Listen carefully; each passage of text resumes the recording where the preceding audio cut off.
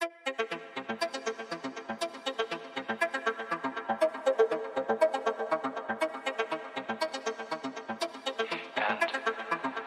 influences my thinking and consequently my actions.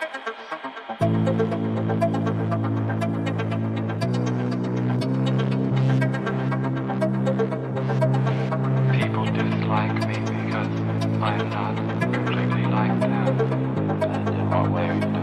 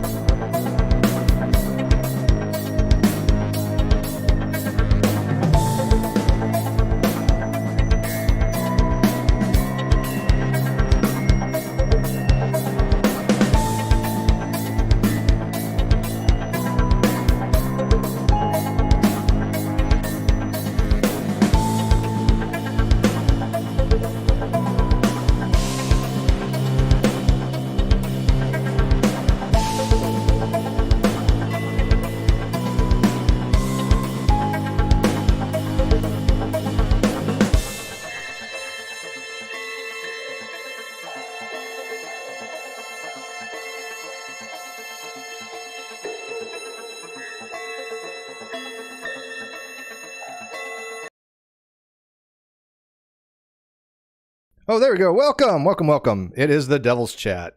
I don't know, man. I wanted something different tonight. I was going to do non sequitur, and I was going to do something like this on that. Then I was going to do something else with somebody else to do something else, and I don't know. It was one thing after another, and nothing came to fruition. So I said, you know what? I'm just going to do this tonight. I'll do a Devil's Chat, and I'm going to have a little fun with GPT or ChatGPT. I've been playing with it for about a month now. Maybe a little longer. And it's interesting. It really is interesting. And then I saw that people were like using it to prove God exists and disprove God exists. And I've been playing with myself, and it's come up with some pretty interesting things if you, I guess the lack of a better word, train it, I guess. Does that make sense? Train it properly. And so I thought I'd just like play with it with you guys. I was going to play with you guys. I'm going to get kicked off YouTube for that one. Boy, you think of the stuff's going to start on that one. Steve wanted to play with Annis Frida. Annis Frida, how are you out there? Yeah, fun fact, GPT, clearly, it's an AI program, and I'm using 3.5. I'm not paying for 4.0. And I heard 4.0 is better. And it doesn't take any actual user input. It doesn't take like what you say and change it for the rest of everybody else. It's all localized. And so you have to train it. And then once you do, it loses things like after 12 steps. And so each time you start over again. So it really doesn't have any memory persistence per se. And so, when you start getting 12 steps into an argument with it or something like that, then it starts like lose its memory. So it's a limitation. You only get like 3,000 words. I think on ChatGPT 4.0 you get 25,000. So it's a little bit more complicated. And I'm seeing my chat over there. So wait, I didn't know I had my chat thing over there. Let me check to make sure that that's right. Can I see my chat coming up on the screen there? Chat. Wait, there was that hat. Chat box. There we go. Oh yeah. So, but I didn't see mine. Maybe because I wasn't live yet. Let me see. Maybe wave again here. Let me see if it comes up. Wave. There we go. Did that come up? Slowly but surely. Yeah, there it is. All right.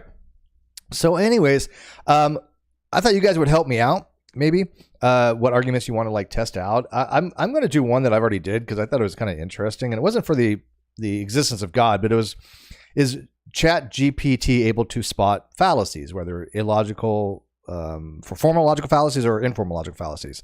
It's hit or miss. Again, it's not that great for Kimomaki. It's not that great for formal logical fallacies. But it is pretty good for, general stuff. If you know how to use it properly as a tool, that's it. It's not gonna like solve the mysteries of the universe for you. It's not gonna do your homework for you. But if you want to enumerate things really quickly, it's great at that. I mean, I was like, hey, give me like the top 10 human species that are related to, Homo sapiens that are no longer, extant, and boom, it just enumerates it for you, right? So it's kind of like an advanced version of Google, which is really nice. I mean, if you want to like search something in Google, you can get information on it, but if you want it to process it and sort it and get really fast results, then yeah, I recommend ChatGPT, but recognize that it can have errors. It even says in there, ChatGPT can make mistakes. Consider checking important information. A lot of people don't do that. They think, oh, GPT, therefore must be, correct. Hi, Suzanne. How are you? Hope you and yours are doing well. Hope your husband's okay. Hi, Autistic Shell. Hope you're doing well. Let's see who we got there. Anybody else important? Nope, not really. Okay. The important people I've already shouted out. So, hi. But I thought I'd start off with something that I thought really was interesting was this. And by the way, I'm going to be typing it elsewhere than copying over because my spelling is really bad and all this other stuff. And I'll show you the screen here in a second. But I do have room for one co-host right now. I am trying something new called a collab camera. I haven't ever used it before, collab cam, but it allows me to basically bring one person in. I think it uses NDI. I'm pretty sure I haven't tried it yet, but it rather than have like StreamYards where people come in, it's just one link for one person, and it just gives me the audio video from their camera or their audio setup. So if one person wants to come in and do this with me, let me know. I will get you the link directly. And so let's try this out. So let me show this here. Yeah, it puts you right above in that little golden area right above me. I'm not going on camera today. Sorry, I'm not camera ready. As people know, I've been not too great under the weather kind of stuff, and I don't look my best by any means. But my coffee's kicking in, so that's good. Need my coffee. I can't give up my coffee, man. I swear to God, I'm telling you right here and now. If my doctor tells me I have to give up coffee, just let me die. I'm done. It's over. I know my life is not worth living at that point. If they say I can't have coffee, I couldn't survive. I really can't. And it's so funny, because they're probably like, oh, well, you have to stop drinking coffee, but let's put you on Adderall or something. It's like, oh, hell no. Hell no. So, I mean, they want to make money off the pharmaceutical stuff, and I hate taking pills. I really do. I take a multivitamin every now and then, but any kind of prescription stuff, I loathe it. I really do. And almost always there's side effects, and yeah, I just hate medication. Robitussin, that's what I grew up on, right? Robitussin, that if you were sick, Robitussin. You had a cough, Robitussin. If you had a sniffle, Robitussin. You cut yourself, Robitussin. You got a headache, Robitussin. It doesn't matter what it was, Robitussin. Seriously, that was the number one thing, and the pink stuff that you used to take, which I still think they have, because my roommate got one a long time ago. It has amoxicillin or ampicillin. When you had like a tonsillitis or something like that, they give you that nasty pink stuff. It's still the most like widely prescribed medication. I don't remember what the heck it's called, nor do I care because it's just disgusting. But my doctor told me to quit drinking liquor. I have a new doctor now. Yeah. Well, I don't drink that much. So, I mean, that's not a big deal to me. If the doctor says, hey, you can't drink, I'd be like, okay, whatever. I probably drink once a month. And even then I have like one drink and I'm done. So, robotripping, yeah, memories. I don't think I ever really robotripped, right? But I know other people that have. But I think they also do it on not just Robitussin, but on the other stuff that's very similar. The Benadryl. What is it? Not Benadryl. NyQuil. Yeah, NyQuil tripping. So, all right. So you guys didn't come here for this. You came here to check the ChatGPT stuff. So let me do this. I'm going to put the chat higher than this, so I'm going to put this down at the bottom, I think, so you guys can still see the chat. One sec. Because I like the chat on the screen. Kind of fills it up. How far down do I got to go here? There we go. There we go. Does that work? Is that okay? I mean, it kind of obscures it a little bit, but you can still be able to read it. Let me know if you can read it. So the first thing I did, I wanted to test this argument here. And I'll copy it over. Let me type it out. You can hear me typing.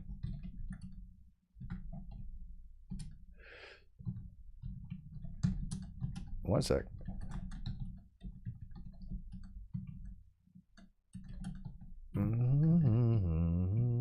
While I'm doing this, think of arguments you want to test out.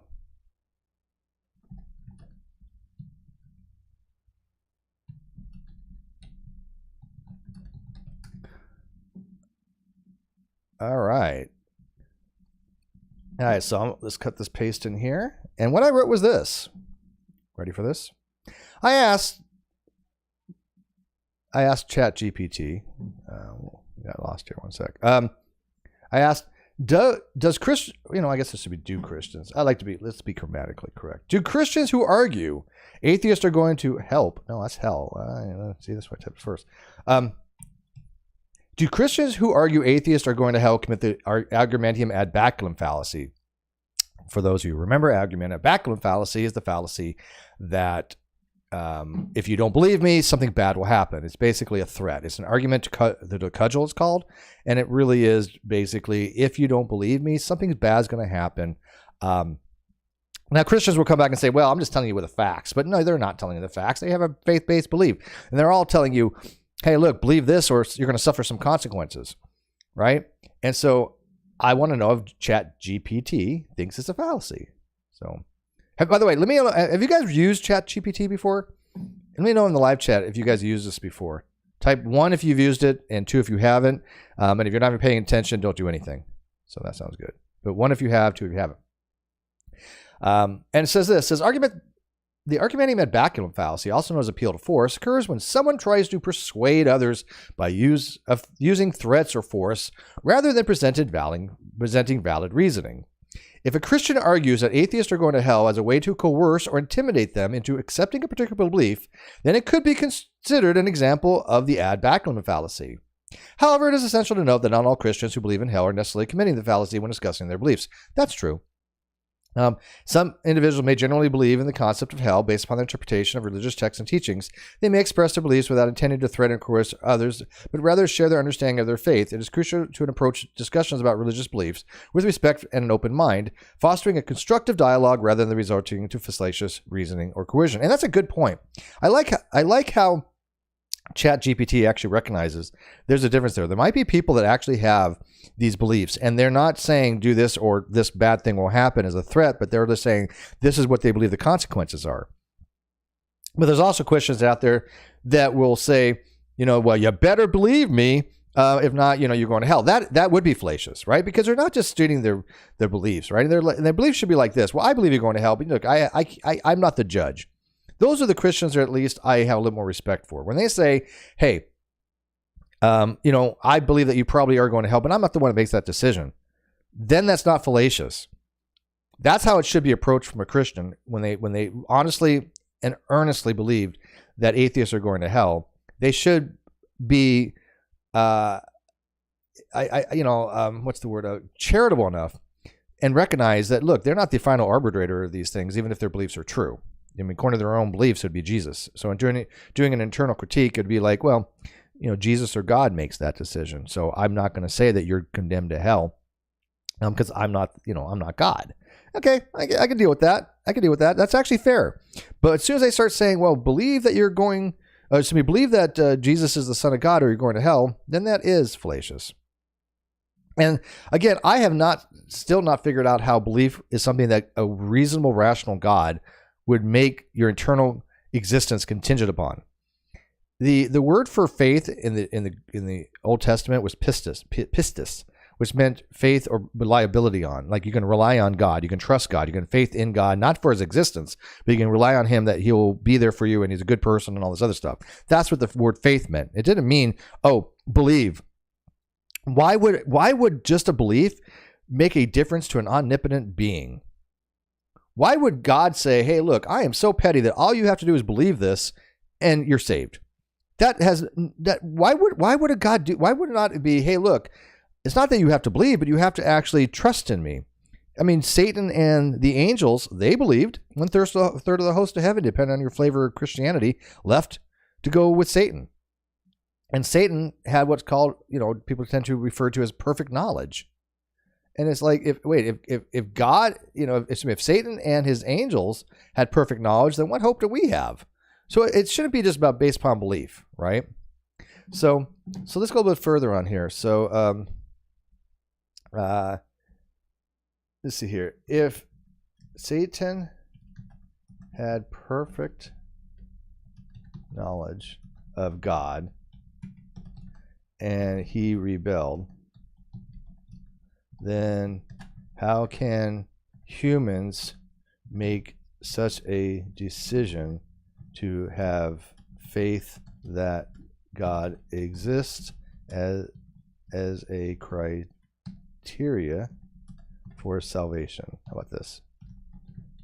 And then we'll ask, we'll ask some, like questions for like the arguments that for God or against God.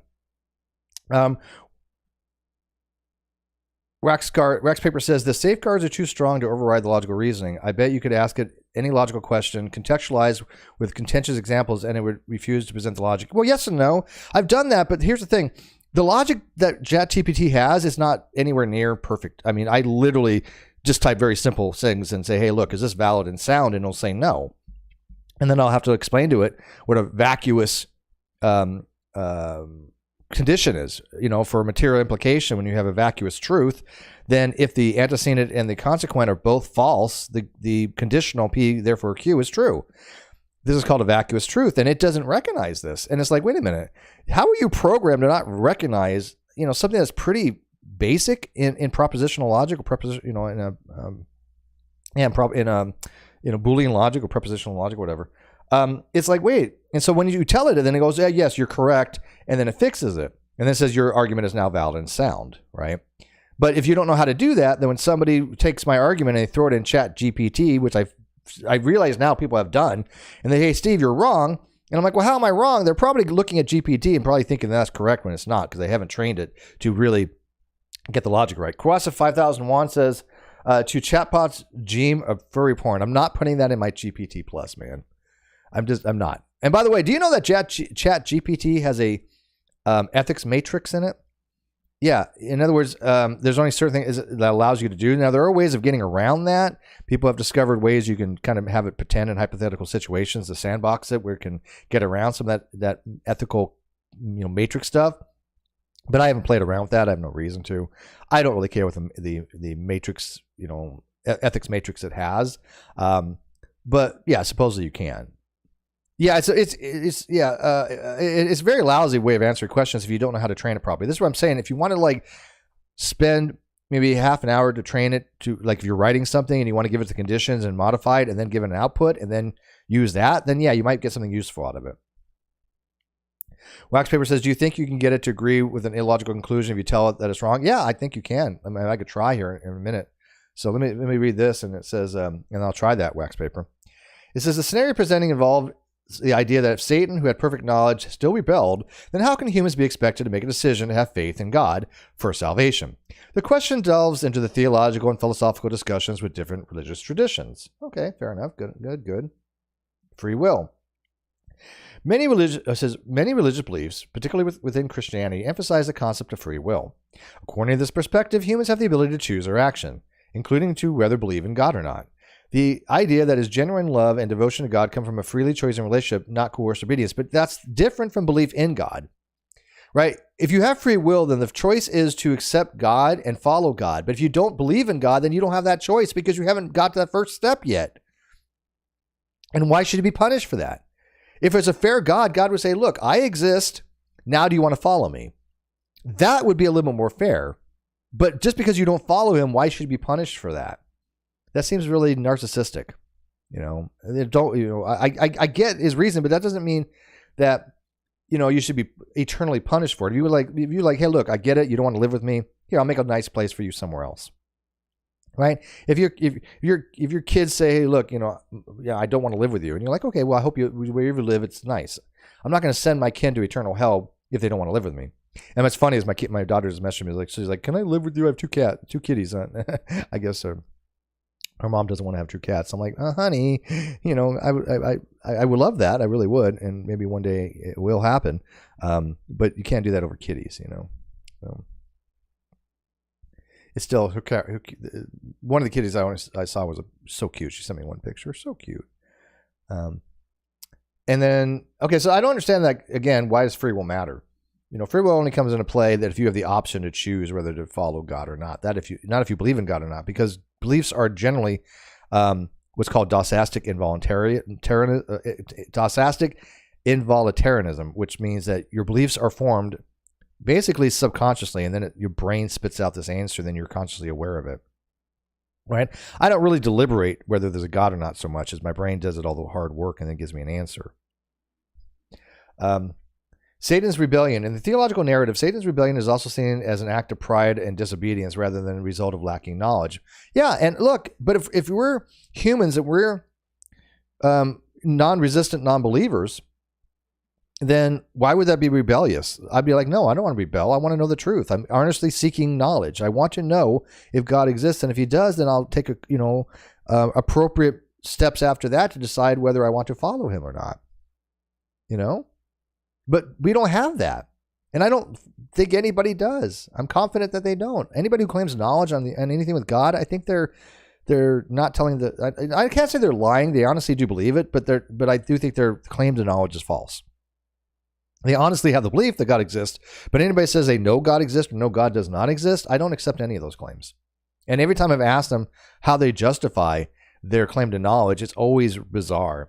I saw Jesus in a dream. I saw healing, and I'm like, well, did you see a limb grow back or something? And even if they did, they could fake that kind of stuff too, with one leg larger, shorter than the other, and they kind of pull, and all of a sudden the legs come the same, length. Well, that's all a trick. No one's ever actually saw any of this stuff happen in any kind of control condition. And whenever you go to any of these revivals or go to any of these fake healers, they're all con men, every single one of them, I believe. I don't think that God has ever healed anybody from you going on stage and somebody, making you fall over, slain in the spirit, and tells you to throw away your medication, and then have the audacity to say that if you, when your sickness gets worse, they say, oh, well, you didn't have enough faith. That's why. That's a con. That is straight up a con. And it's evil. And so I don't believe that anybody has gone to any kind of healing event where anything actually was healed. Right? It's all anecdotal. Number 3, testing faith. Some religious perspectives argue that the challenge faced by humans, including the requirement of faith, serve as a test or a way for individuals to demonstrate their commitment to God. Well, again, after they know that he exists or have belief, what about us who are non-believers?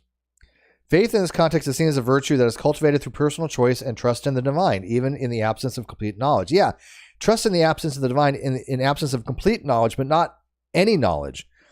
I have no knowledge of God of any kind, right?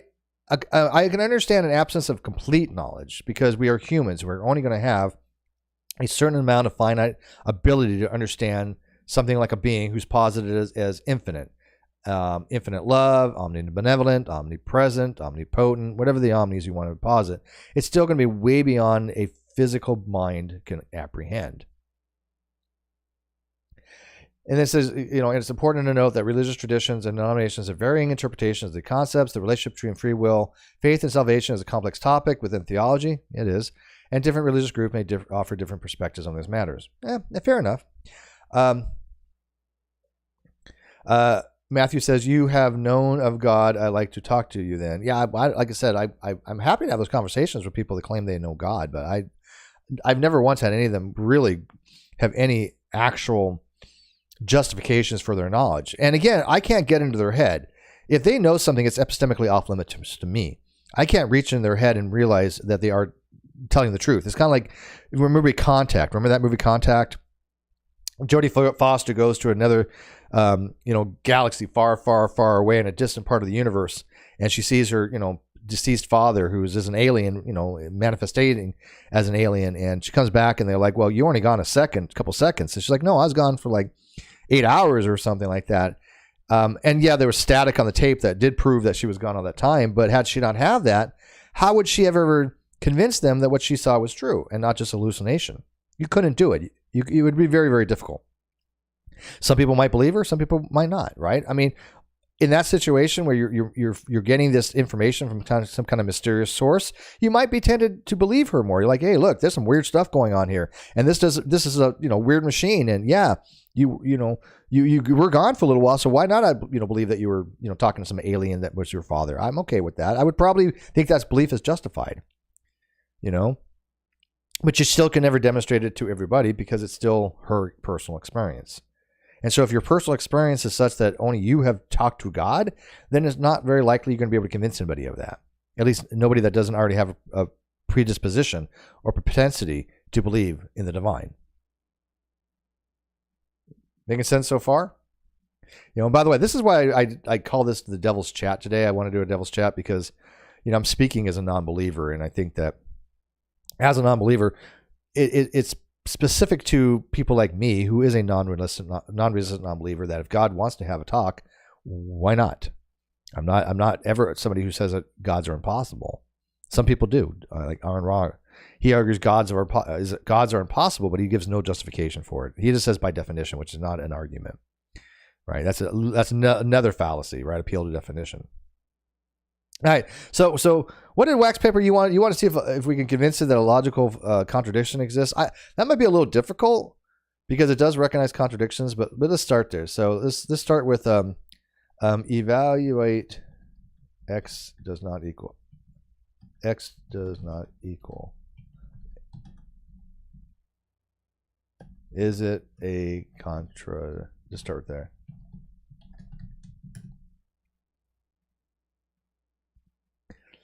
The statement x is not equal to x is a logical contradiction. In classical logic, the principle of non-contradiction asserts that contradictory statements cannot be true or false in the same sense simultaneously. Correct.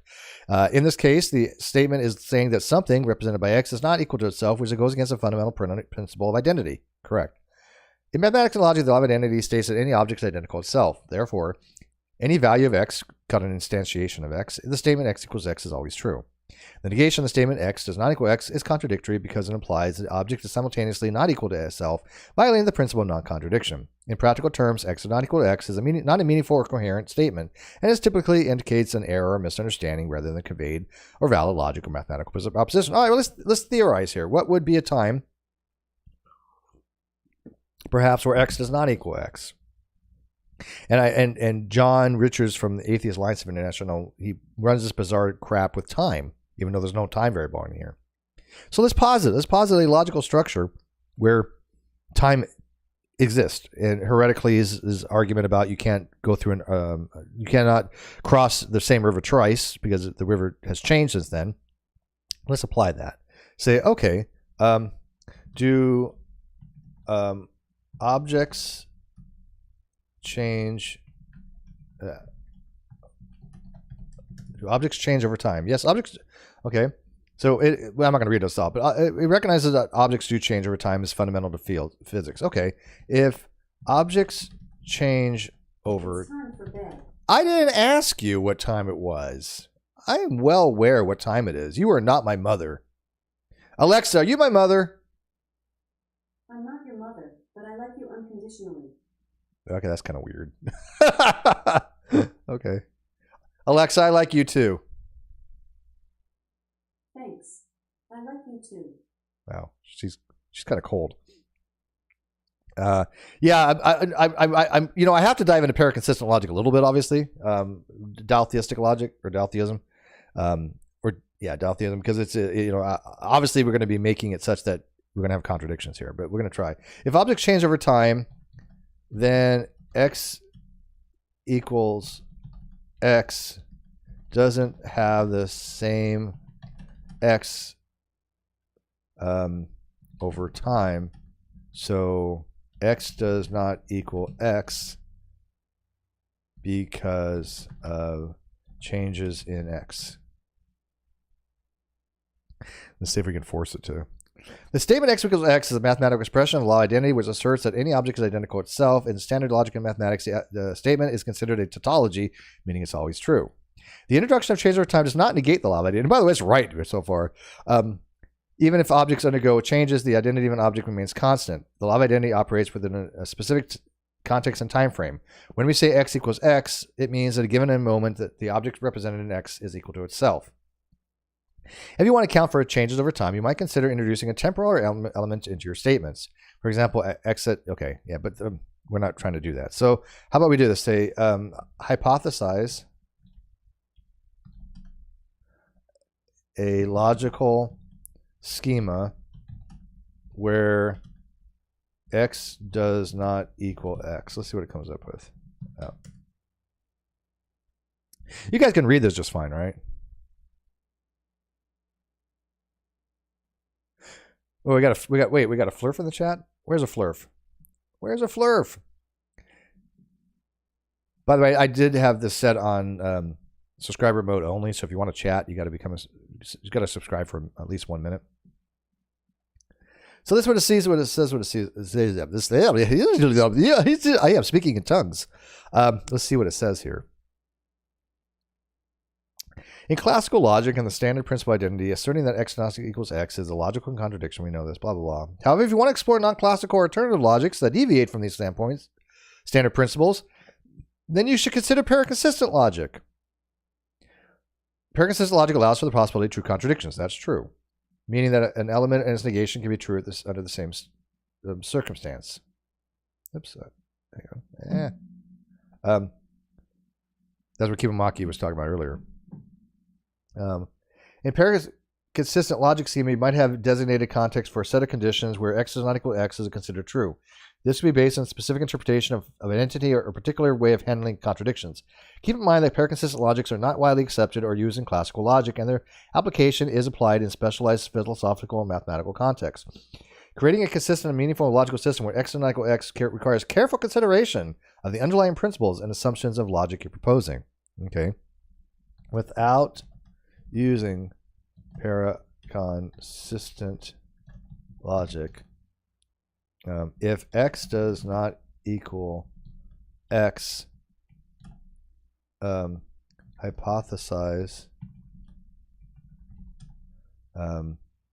a violation, God dang it, of, can't type today, identity.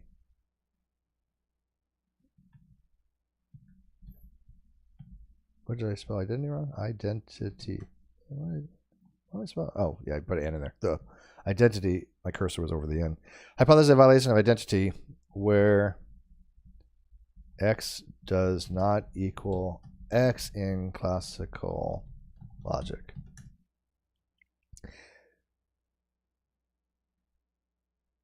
It's not letting me do it. It's balking at me.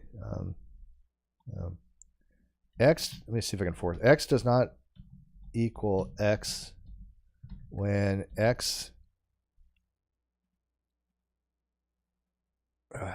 does not equal itself. Is this true? The statement x does not equal x. The statement x does not equal x when x does not equal itself is inherently contradictory. Damn it! And self-defeating in standard logic. Yeah.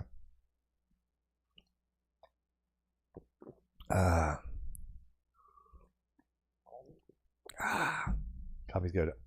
Yeah, I don't think it's going to let me. Unless you guys go, if you have suggestions, let me know. I can cut and paste what you say in the live chat there and see if I can get it to violate this. But let's go back to the God question. So let's prove God exists.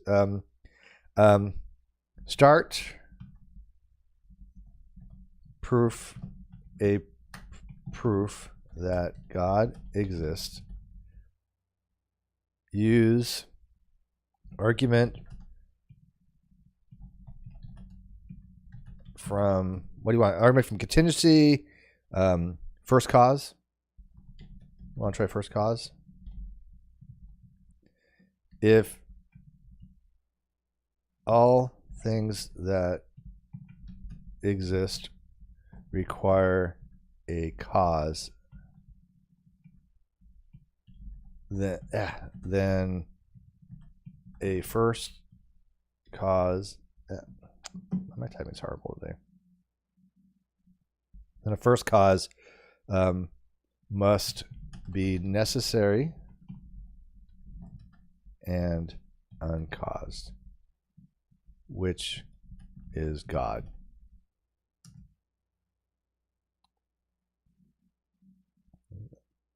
Oh my God, it's not stopping. I broke it. Holy crap. That was long. That's longer than most. I haven't done this one before, so. The argument for first cause, that is often associated with Thomas Aquinas and his 5 ways, is a classical philosophical argument for the existence of God. The argument is structured as follows. Principle of causality. Everything that begins to exist has a cause for its existence. Infinite regress. A change of cause cannot extend infinitely back in time, which again is not illogical, right? It's not. Necessity of a first cause. Therefore, a first cause must be that is uncaused and necessary to initiate a change of causes. Yeah. Okay. So if you want to have a causal chain, then the first thing that exists must be necessary or brute fact, which is causal. I'm assuming contingent. All brute facts are contingent. There's no such thing as a necessary brute fact. It just doesn't make any sense. By the way, man, I need to get some people joining my memberships, man. I've been putting a lot of product lately. So I'm pushing my stuff lately. Oh, hey, do we have Braxton Hunter out there? Dr. Braxton Hunter? Is that the man himself? Let me see here. What did he say? I just lost it. I'm sorry.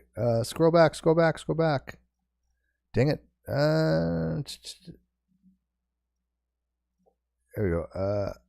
I thought you were calling your show The Devil's Chat. I thought it was clever. Thank you. Well, I'm a little bit of a, rebel myself. I'm a heretic. And it's so funny, dude. It's so funny. I say I tend to Satanism, right? Which I'm not a Satanist. I'm like Aaron Ra, who actually joined the Satanic Temple. I just like some of the stuff they do. Obviously, I don't believe in any being called Satan. And if Satan really did exist, then yeah, he probably would be some kind of, epitome of evil, or at least, there's different variations of Satan too. I mean, in the Bible, Satan was not even an evil angel. He was the great Satan. He was the one who basically was the prosecution against somebody to be judged. And the story has been changed so many times. This is why I think, Satan is a myth. Yes, currently in the ER, I'll be fine. This is what I'm doing while I wait. Oh man, dude, don't get me all worried, man. Hope everything's okay. But if I can help you pass the time, great, man. Yeah. Share it on your channel, man. Help a brother out, man. I've been getting a lot of views lately. Both my channels have been, I think, tripling in views last month, which is considerable, but I haven't really gotten more subscribers because I don't know how to promote myself for subscribers. I'm only getting more views, kind of putting out more content, which is, understandable, right? But yeah, help me get some subs, man. Tell your people over there, come on over. I need theists, right? And I'll treat them with respect. I always do. I am shamelessly plugging my channel right here. And by the way, go subscribe to Trinity Radio. If you're an atheist and you want good talk, go over and listen to Trinity Radio with Dr. Braxton Hunter and Jonathan Pritchett. Yeah. I had a great discussion over there. Matter of fact, I got to tell you, they both read my paper, and Dr. Pritchett found an error in my paper before we went live. It was a grammatical error. It was a word that should have been different. It was a logical word. And I didn't catch it. Nobody caught it. And he caught it, which means he really did read my paper. He apprehended my paper. He understood my paper well enough to realize that the word I used probably wasn't the right word. Right? And what I do, I blocked him forever and swore to blood oath never talk to him again. No, I'm just kidding. I'm just messing with you. No, I changed it. I literally changed and updated my paper and uploaded the new copy. And I, of course, thanked him for it, which, by the way, but probably that was the last edit I have, and I haven't found an error since, So that really was the culmination of the fact that I believe my paper is valid and sound, right? So, but yeah, anyways, huge fan of that kind of discussions that they have over there on Trinity Radio. And they're always looking for people to have honest dialogue. They, talk to atheists, they talk to Christians. And I don't think anybody asks for anything more than that. The problem I see of anything is on the atheist side, where they don't have fair dialogue. They just want the theist to call up and say, oh, God exists. Well, what's your evidence for that? Well, again, they're not going to believe anything the evidence anyways. Half of them don't even think, testimony is evidence, and it is. A lot of them don't even know their claim is evidence. And so they don't even know what they're asking. But also you have the, dishonest theist out there who are running the, how do you know the precept stuff. How do you account for that? And they don't even know what the word account means. So as a non-believer, I like to have my channel in the middle ground where I can talk to both sides. And I definitely think that Trinity Radio falls in that line. Of course, they're going to be, putting it from a Christian perspective as well as they should. But I think they do give honest, respect to the atheists out there that are arguing these things, and they'll evaluate. You don't have to come to the same conclusion as they do. Of course, you're not going to if you're a non-believer. But maybe they might change their mind. Maybe they might convert you to Christianity. I don't know. I have no say in that. My channels are not meant to convert anybody to Christianity or move anybody away from Christianity. They're not for that. If you're an atheist and you think that that's my channels, you're in the wrong place. My things is just to get both atheist and theist or agnostic or anybody, whatever your belief is, it's just to have coherent, rational justifications and a coherent framework for their beliefs. That's all. That's it. That's epistemology. If you're a theist and you can rationally justify it and you have a coherent framework, I respect that. If you're an atheist and you have a coherent framework, I respect that. If you're agnostic, and you have a coherent framework, I respect it. Matter of fact, Emerson Green is moving to agnostic lately. He's I don't think he considers himself any longer an atheist. John Foley is agnostic, right? And then last night I converted an agnostic to an atheist. So I'm not like an agnostic advocate. So, anyways, but yeah, Braxton, get better. Whatever's going on, won't go into too much detail, but yeah, get better if you're in the ER there. All right, so let's go back to here. Let's elaborate on the key points. Okay, principle of causality. The principle is based upon empirical observation that things do not simply pop into existence without a cause. For every effect, there's a cause. Now that we know is not true any longer, right? We know because of quantum mechanics that does not hold, and honestly, that Thomas Aquinas didn't understand that when he wrote Five Ways. He had no conception of quantum mechanics. We understand now that things can literally pop into existence and pop out before we can even detect them, or they can pop in, they can become actual matter given certain situations, like on the event horizon or a black hole, or pair production for electrons and positrons. There are examples of literally mass coming out of essentially nothing. Now, of course, it's coming out of fields, and we know fields have energies, and we know that energy is related to mass. And so virtual particles creation, it has to get that energy from somewhere, right? And that's why the black hole boils away, it evaporates, they say, because it's getting energy, it's drawing energy from that black hole in order to produce that virtual real particle that's being created on the event horizon. But that happens without any information in the system. That is completely random. There's no causation for that. Now you can say, well, what's the causal mechanism by which virtual particles are created? And you could talk about things like, symmetry breaking. You can talk about, weak nuclear force and all these different types of fields out there. There's like 18 types of fields you can talk about. Scalar fields, vector fields, boson fields, lepton fields, electromagnetic fields. All these things are electron. These are all fields that exist, and without them, you couldn't have particles. But that's the actual physical cause of these things, but it's not a metaphysical accounting. We don't know what the metaphysical accounting is, which is a non-causal relationship.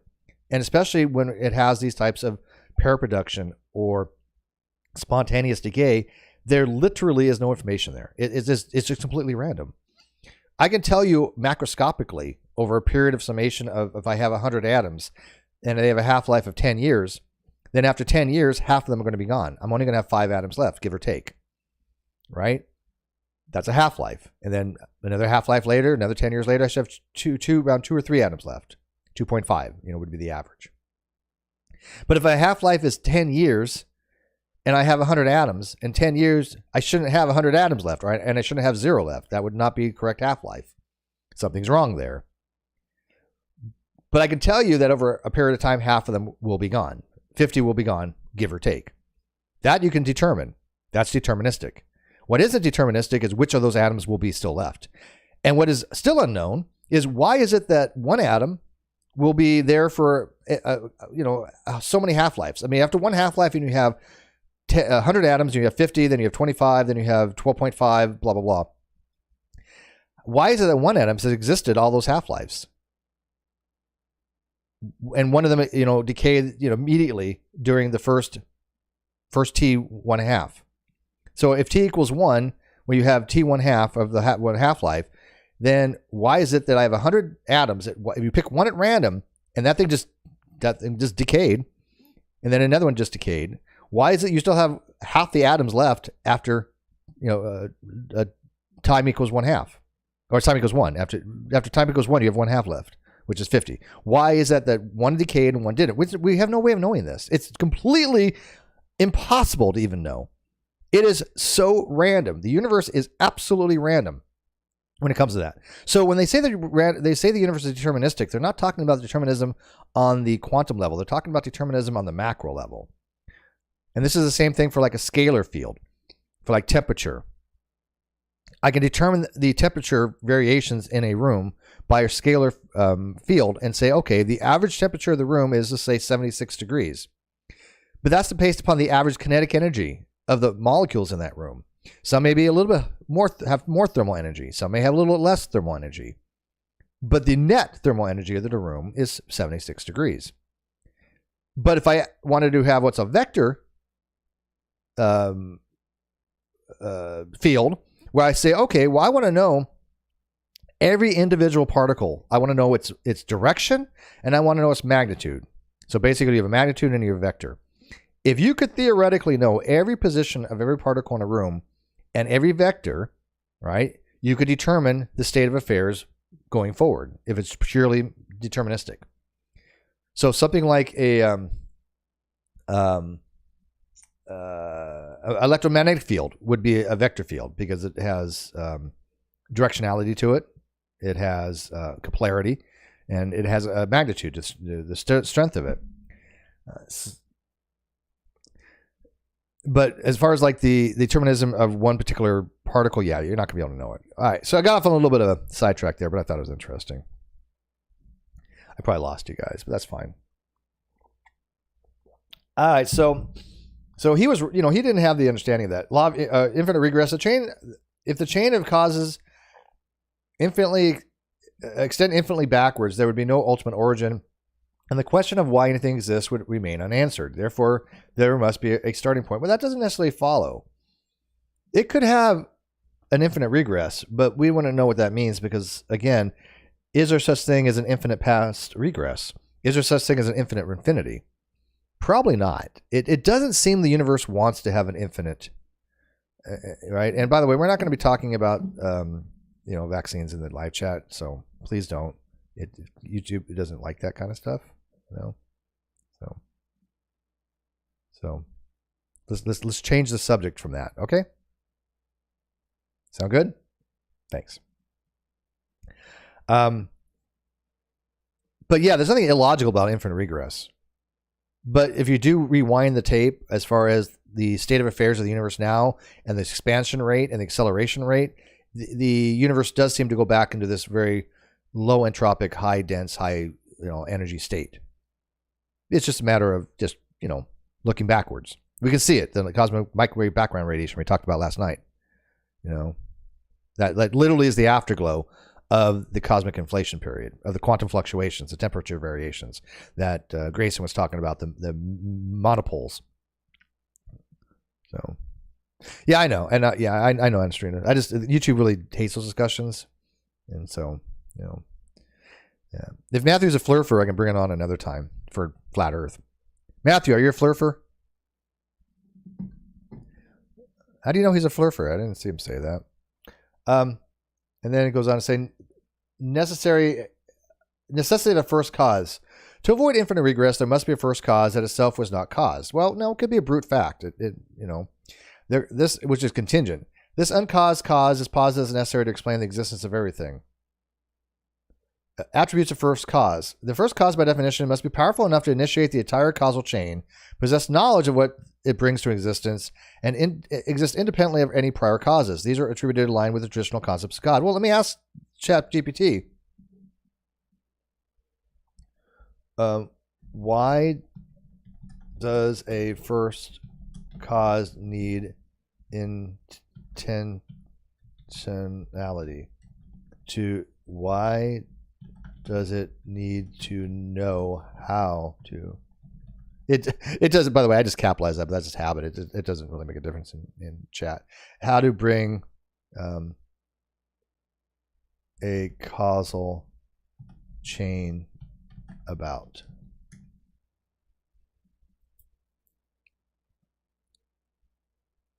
Oh, Kawasa, because Twitter. Okay, some Twitter. I got you. Thank you. John Smith says, uncaused events in quantum mechanics do not refute the principle that something cannot come from nothing. Well, I don't. That's not even a principle, though. I don't know of any principle in physics that says something cannot come from nothing. This is a trope that you hear online, but I've never read a science book that ever had anything of the sort because that's philosophy and not science. We've never tested nothing. So if you can't test nothing, how would science make any proclamation what the properties of nothing are? If there's nothing, we don't know if something can come from nothing because there's nothing to prevent something from nothing. There's nothing to actualize. We don't know if it has potentiality. We don't know if it has actuality. And you to say if it's absolute nothing, then you would have to say, well, that means that there's nothing there to prevent something from nothing. We have no idea. It's a mystery. Maybe nothing can't even exist. Maybe it's a metaphysical contradiction for nothing to exist. Because if nothing exists and there's nothing to make something happen, but there's nothing to prevent something happening. So it's like what happens when a movable object meets a irresistible force? If there's nothing to prevent something from coming from nothing, and there's nothing to actualize something coming from nothing, then what happens? It's a contradiction. And this is actually something I'll even give the theist this one. I'll put this a little bit tick in the theist column, minusculely, because it's very hard to say what would happen philosophically if absolute nothing existed. And I'm not talking about scientific nothing. I'm not talking about Lawrence's Krauss, something for, universe from nothing. Nothing. No quantum fields. No Higgs field. Nothing. If there's absolute nothing, then there are no properties that exist. There is literally nothing to prevent something from happening. It could be like a level 4 multiverse where you have all these mathematical weird things that can happen. It'd be kind of like if you ever watched The Hitchhiker's Guide to the Galaxy, where they have the improbability drive and all these quirky things that start happening. We don't know. We have no. Excuse me. Oh my God. I'm sorry. I'm sorry. I didn't mean that. My coffee got to me. I so apologize. Forgive me.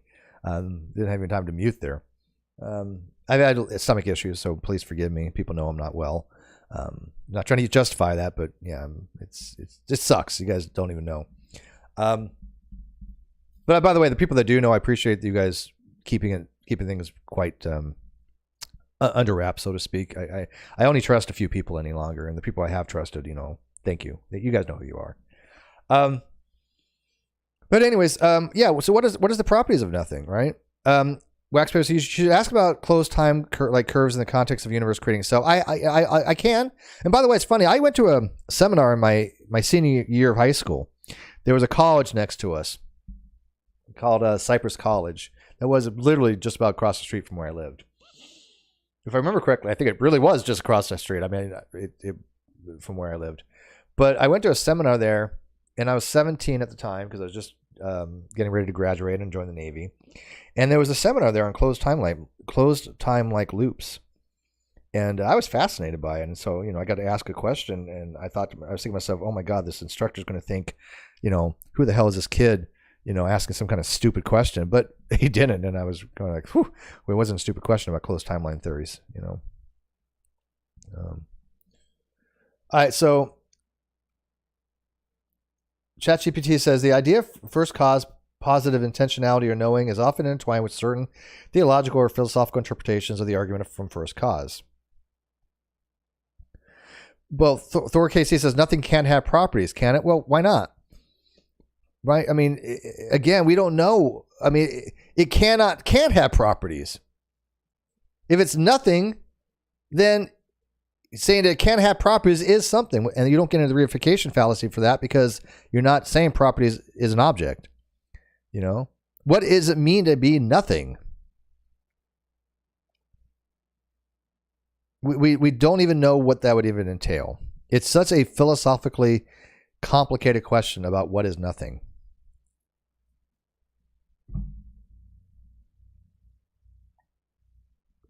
But to make the statement something cannot come from nothing requires observation of nothing and to determine that.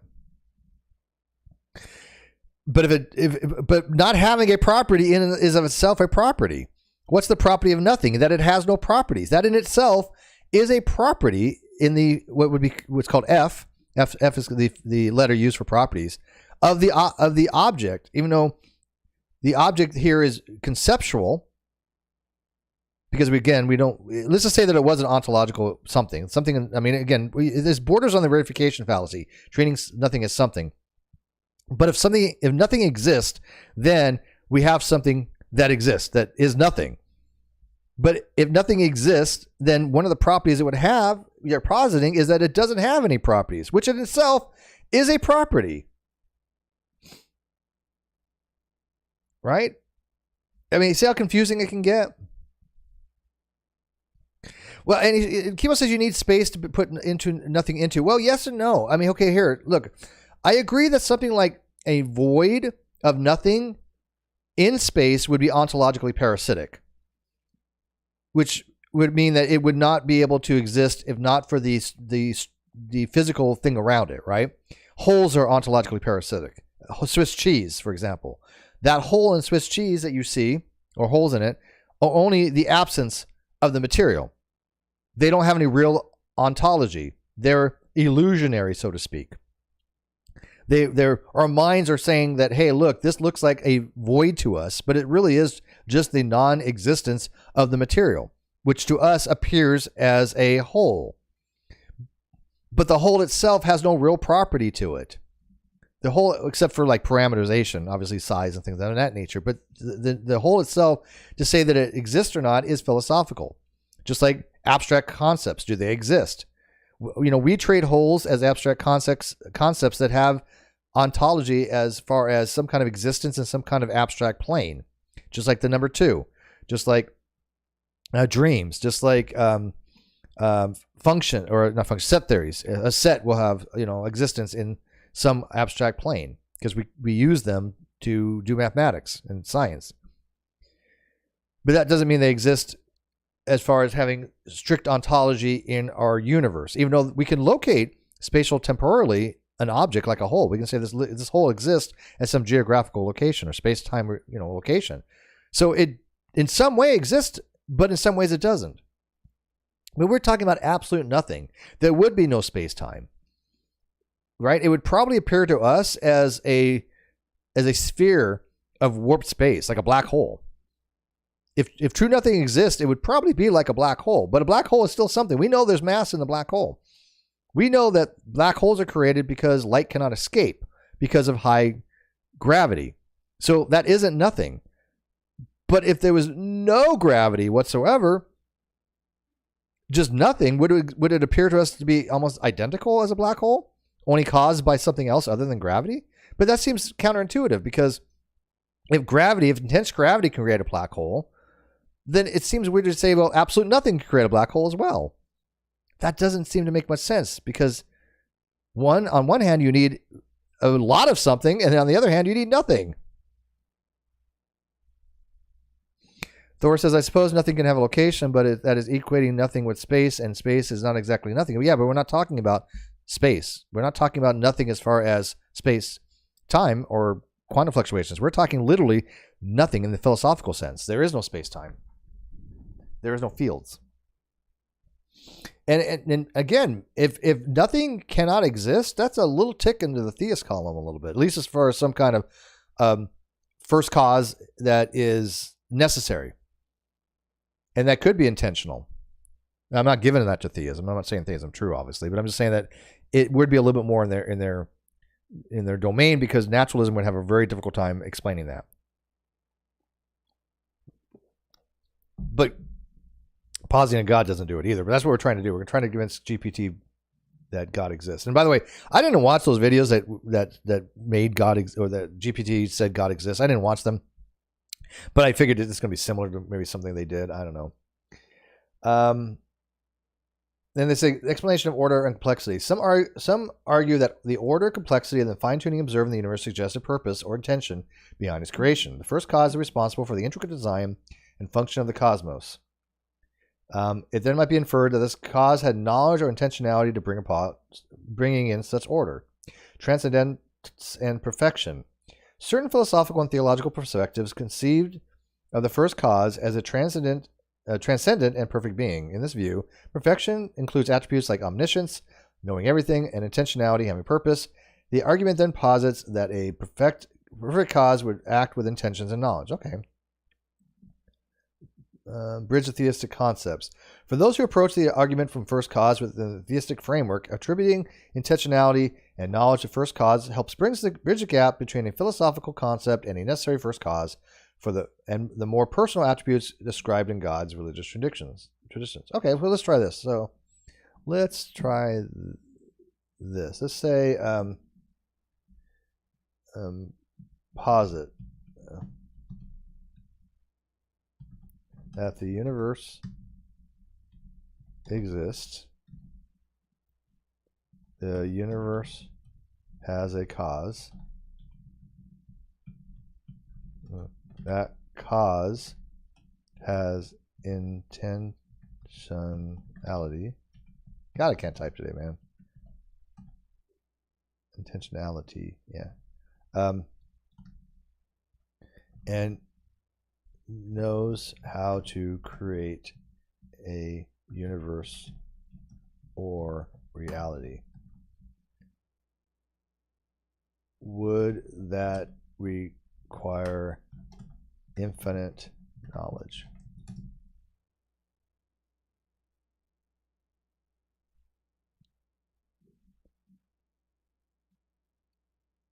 Positing the universe has a cause with intentionality and the ability to create a universe implies a certain level of knowledge and capability on the part of the cause. However, whether this requires infinite knowledge depends on the specific attributes and characteristics ascribed to the causes. All right, we're getting somewhere. Somebody writes, Lemon writes, what are your thoughts on the idea that if there is only nothing, then there are no natural laws preventing something from just popping into existence? Exactly, and that's what I even said earlier. I don't know if you were here. I said, look, if there's absolutely nothing, there are no laws to prevent something from coming from nothing. I mean, when people say something can't come from nothing, you're positing a rule that exists that prohibits something from nothing. But if there is not nothing, there cannot be that rule. See the problem? That's the problem. There cannot be that rule that something cannot come from nothing if nothing exists, because that rule wouldn't exist. Finite knowledge. It's conceivable that a cause with finite knowledge yet possessing sufficient knowledge. By the way, anybody want to come in again? I have room for one co-host if you're interested. It is conceivable that a cause with finite knowledge yet possessing, because I do want to try out my collab cam, yet possessing sufficient knowledge and intentionality couldn't initiate the creation of the universe. This would imply that the cause understands the fundamental principles or conditions necessary for the universe formation without necessarily knowing every intricate detail. Yeah, I don't think that's going to work though. I think that to have the potential infinities even in the universe, you're going to have a mind that's going to be infinite in nature. But on the other hand, if the cause is attributed with infinite knowledge, it would mean having complete and exhaustive knowledge of every aspect of reality, from the most fundamental particles to the complex structures of galaxies and beyond. This would suggest a level of understanding that encompasses every nuance of the created universe. I think that one's more likely. So, if creation of reality or the universe requires infinite, I gotta type slower, knowledge, then God exists.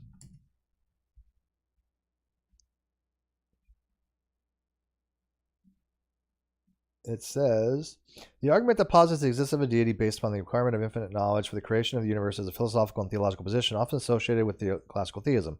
The perspective suggests that the complexity, order, and intricacy observed in the universe may best be explained of a supreme being with infinite knowledge, intentionality, and creative power. Okay, and it's the same things here. All right, so can a non-intentional being with limited power create infinite knowledge in a universe? Let's try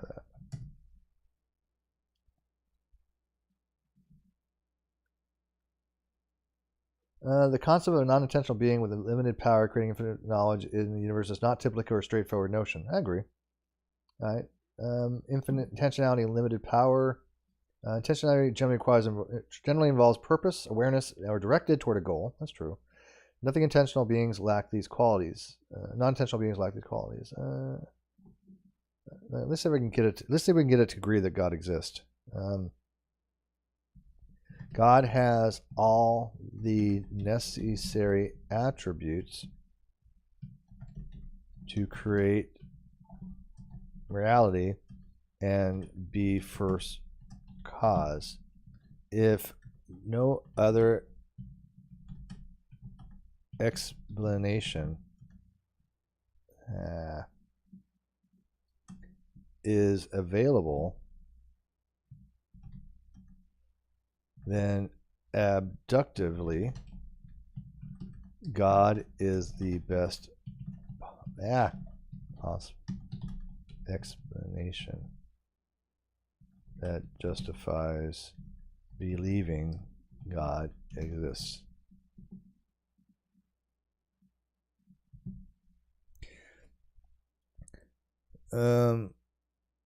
Wax paper says I'm an atheist who desperately doesn't want to be. Like I said, I have no care either way whether I am or not.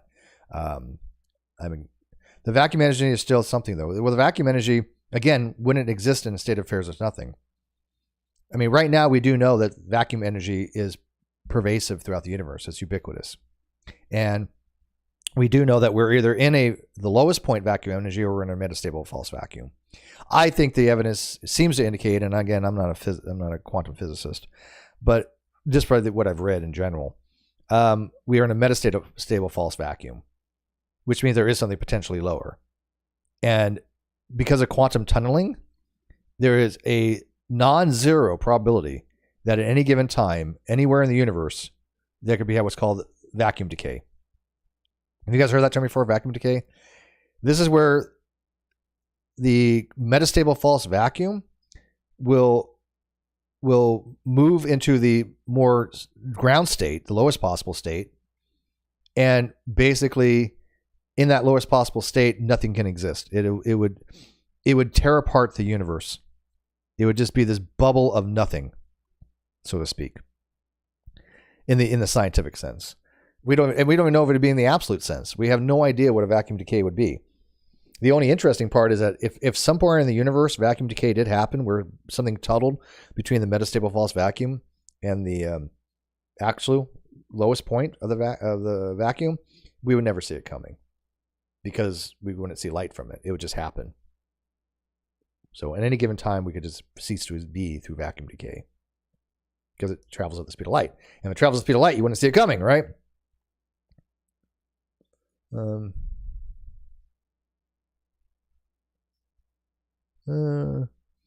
Wax says, yeah, which means we're probably just one universe in a sea of universe. So what's the multiverse theory? Just one Coleman delusive bubble that popped into existence. Again, we have shown mathematically, we haven't, but I mean they have, that the universe can come from a bubble, a quantum fluctuation. So that is true. Mathematically, it's possible. But again, that isn't nothing. But those quantum fluctuations are basically just an instability between the metastable false vacuum and the lowest possible point because of Heisenberg's uncertainty principle. The false vacuum and the lowest point are so close that we can't differentiate between them. And that's why it allows for tunneling, because quantum fluctuations must exist because of the differences between a ground state and a little bit higher ground state, which must exist on the quantum level because of Heisenberg's uncertainty principle. We can never know the exact position and momentum of any given particle, and we also cannot know the exact energy and time of any given particle.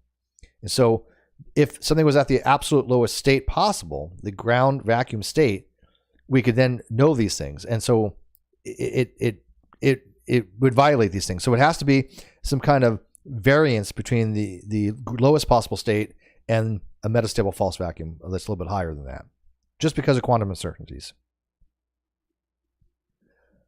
All right, so let's see if we can get this to agree that God has all the necessary attributes to create in reality and be first cause. If no explanation is available, then objectively, God is the best possible explanation that justifies believing God exists. That was me. Your argument you present is known as an abductive argument. I was like, oh, I'd already agreed, but it was me writing. Duh. Specifically employed inference to the best explanation and can be outlined as follow. Observation. The universe exists and exhibits complex order, structure, and intricacy. It's actually writing an argument for us, which is, I like that. I mean, again, You can use it as a tool. If you are going to write an argument, you can use ChatGPT to help you out. It just codifies what you've already put into it, right? So it's not doing everything for you. It's just getting your thoughts together and helping you as a tool. I don't find anything wrong with that. I don't know if Gould's inflation theory requires a multiverse, but I don't remember if Gould if he accepts that multiverse or not. I do know that he believes that if other multiverse existed, then obviously it's going to be the same conditions with the ultimate free lunch. I mean, I don't know how you would get a universe without an ultimate free lunch, which is basically, the initial conditions expanded everything. When you have mass and energy and power density, or what is it called? Energy density in the universe, that's created ex nihilo. That's created out of nothing. And then Alan Guth show that this can happen. He literally show that all this can come from just a quantum field state. It's called the ultimate free lunch. I actually talked Wax Paper. I actually talked to Dr. Lawrence Krauss on the Non Sequitur Show about the very topic, and it was nice because I had read his book ages ago, and then I had to reread it again to understand, And so when I had the discussion with him, I didn't want to appear as a complete idiot. So it seemed like he actually was enjoying the conversation. Like, oh, here's somebody that can actually carry on the conversation that I was invited on, rather than, the typical questions that he gets. I thought he was having fun. It seemed like he was enjoying himself. Explanation. The best explanation for the existence of the universe is being with the necessary attributes such as omnipotence, omniscience, and intentionality. This being in common reference referred to this being is commonly referred to as God. Abductive reasoning. Given that no other explanation is available or compelling, it is reasonable to infer that God is the best explanation for the existence of God. This is again a theist argument, but it gives some other challenges. Alternative explanations. Abductive reasoning is the most effective when alternative explanations are considered and not ruled out. Critics may argue that there could be other explanations or combinations or factors that account for the observed characteristics in the universe without invoking a deity. That's true, but what would they be? Assumptions about gods. The attributes of sight of the gods, such as omnipotence and omniscience, are themselves subject to interpretation and philosophical scrutiny. Different religious traditions and philosophical perspectives may attribute characteristics to a divine being. Limitations of human understanding. Our understanding of reality and universe may be limited, and there may be aspects or explanations beyond our current comprehension. Asserting God is the best possible explanation assumes that our current comprehension is exhaustive. Do you think that given information that God exists, that the best possible, I don't need to say abductive, best possible explanation, why do I keep spelling explanation wrong? I put I in there, that's fine. Explanation for the existence of God. Yeah, my typing is so bad tonight. Wow, I'm just shit. Oh, excuse me, existence of the universe is God. As a machine learning model developed by OpenAI, I don't possess personal opinions or beliefs. My responses are generated on a pattern of information presented in data on which I was trained. The question of whether God is best possibly explained for the existence of the universe is subjective and often depends on individual beliefs, perspectives, philosophical and theological frameworks. People hold a wide range of views on the nature, existence in the universe. Some believe in a divine creator as the best explanation. Now, I'm having no luck. How did Alex O'Connor did he get it to admit God exists? Again, I didn't watch his video. Help me out here, live chat. Give me some input here. Penn Jillette says agnostics are just lazy. Penn Jillette doesn't know anything about agnosticism. He's a magician. He's not a philosopher. I guarantee it, if I sat down with Penn Jillette and talked to him about philosophy, one, he would probably be bored out of his mind. And two, he would really have to spend some time sussing out the basics of atheism, agnosticism, and theism, as well as maybe some basic logic where I can show him that, the problems with lack theists, right?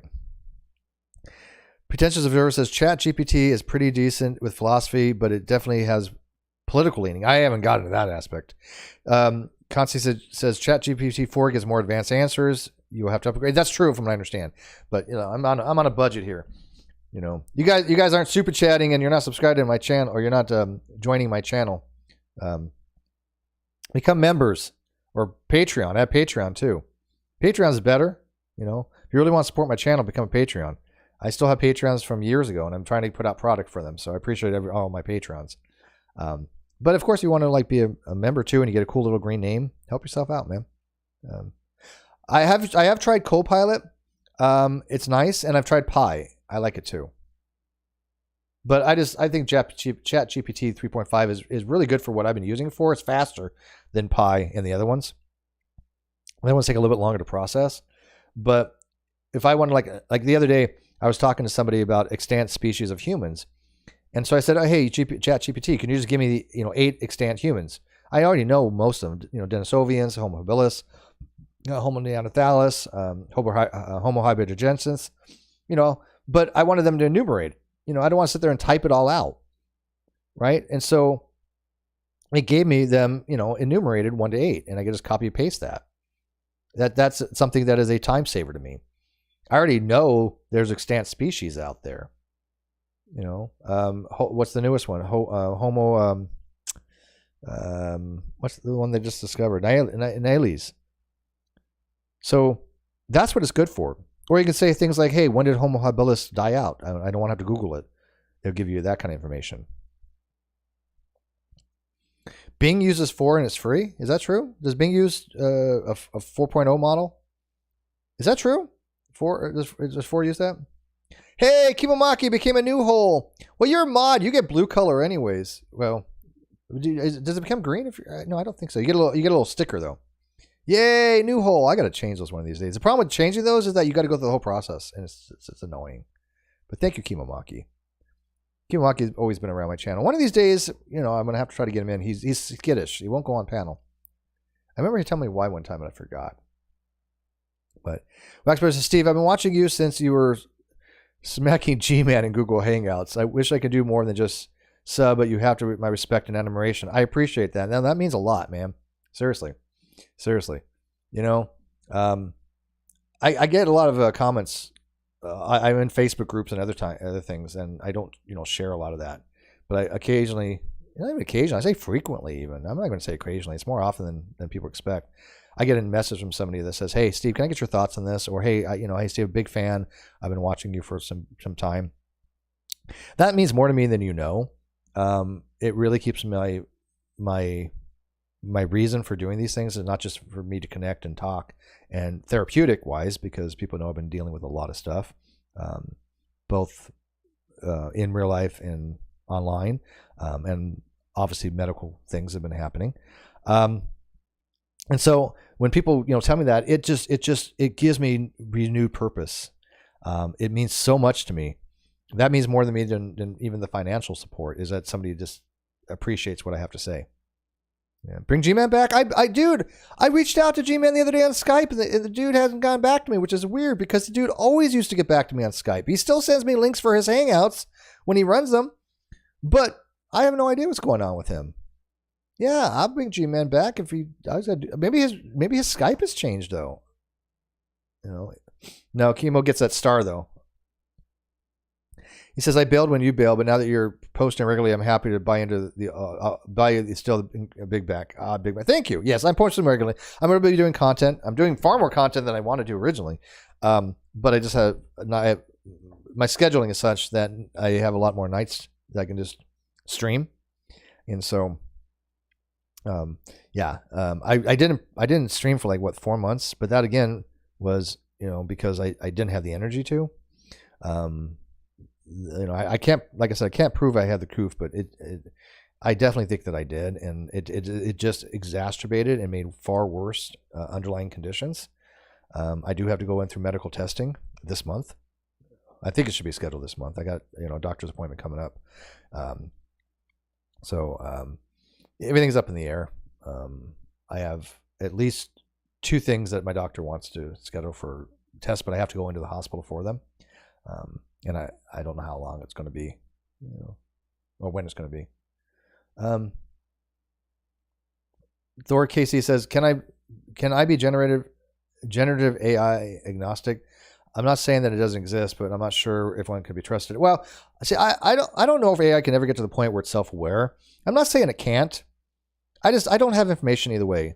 You know, I tend to say that it won't if there's no biological underpinnings for it. I don't think that a machine can become self-aware just because of code. And again, people have argued, well, that's just incredulity. And I agree with them. It is. I'm aware that is just incredulity. That's my own personal incredulity. But the fact we've never seen a machine be able to do such a thing, and we've always seen that consciousness always has some kind of biological component to it, it's the same argument as, well, I don't believe in a God because I've never seen a mind external to the body. I've never seen a mind sans physical substrate, right? So there's no priors to me to say it is even likely that a mind exists sans the body, a soul, or God. You know, it doesn't mean that they don't exist, but it's just there's no priors for it. So that we have no priors of AI reaching a level where it would be actually self-aware rather than just simulating self-awareness. You know, and again, the Turing test and things of that nature, how would you determine, if it's self-aware? I think there might be ways to determine whether it's self-aware or not. I think that is possible. But I don't know how it would do it. I don't know how you would do it because it's the same reason as how do I know that other people exist? The hard solipsism problem. I have to assume that other people exist, and I do, obviously. I'm not a solipsist. But for an AI, you still have to assume they're conscious, And here's the thing, though. I'm okay with treating them as such. If an AI gets to the sophisticated enough where it is indistinguishable from an actual person, then I'm going to err on the safe side and give them rights and give them, the same thing I would a human being and assume that they really do have some kind of sense. Just on the side of caution, at a matter of humanity, I would do that. Because on the off chance you're wrong, you're causing harm. And I don't think we should take that chance as the creators of those AI, we have an obligation, a stewardship, to treat them as if they actually do have some kind of real consciousness. Now, again, how would you test for that? I don't know.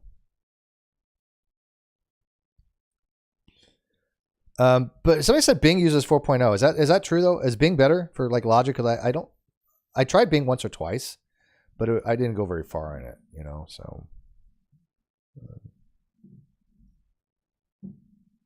maybe I'll try later. But again, I'm happy with ChatGPT. Hey Gary, you want to come on in?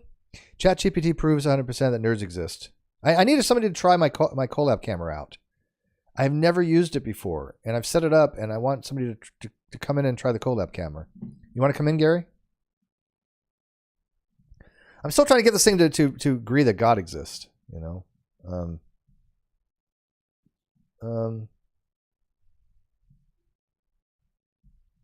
Is it more likely God exists given your data? Oops. Not as a confirmed conclusion, but mere probability.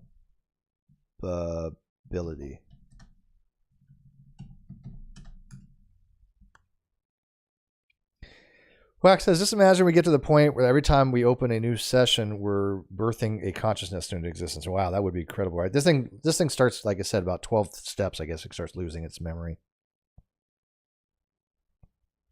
Yeah, it's how you train your AI, but the AI resets all the time. It doesn't continue over. There's no memory persistence with ChatGPT. It's a very small local memory persistence, but it basically puts information in and then takes it out. It doesn't last for long. All right, you want to come in, Gary? All right, so let me see if I can do this. Let's see 1 second here. Dun dun dun.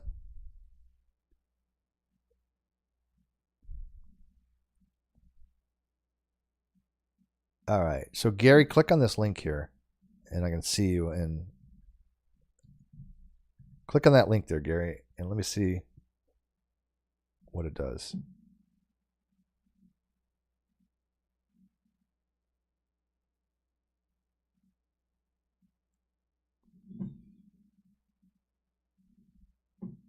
I'm wearing my fez, and I'm not about to abandon it. So not camera time me. It's not quite drunk enough. Kamo, you've never been on camera. You've never been in a panel, man. Have you? You and Kawasa don't go on camera or go on panels. Let me know when you're in here, Gary. I should get some kind of notification or something.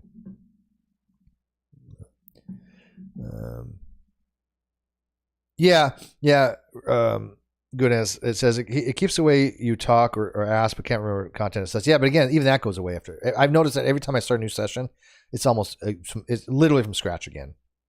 Right? It doesn't send anything back to some central server. It doesn't incorporate into the big picture. It's all local stuff.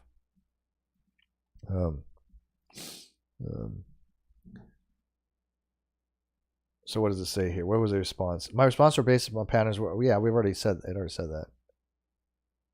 It says it doesn't have the ability to evaluate the probability of God. Well, how did Alec O'Connor get it to do it? How did Cosmic Skeptic get it to do it? I don't know.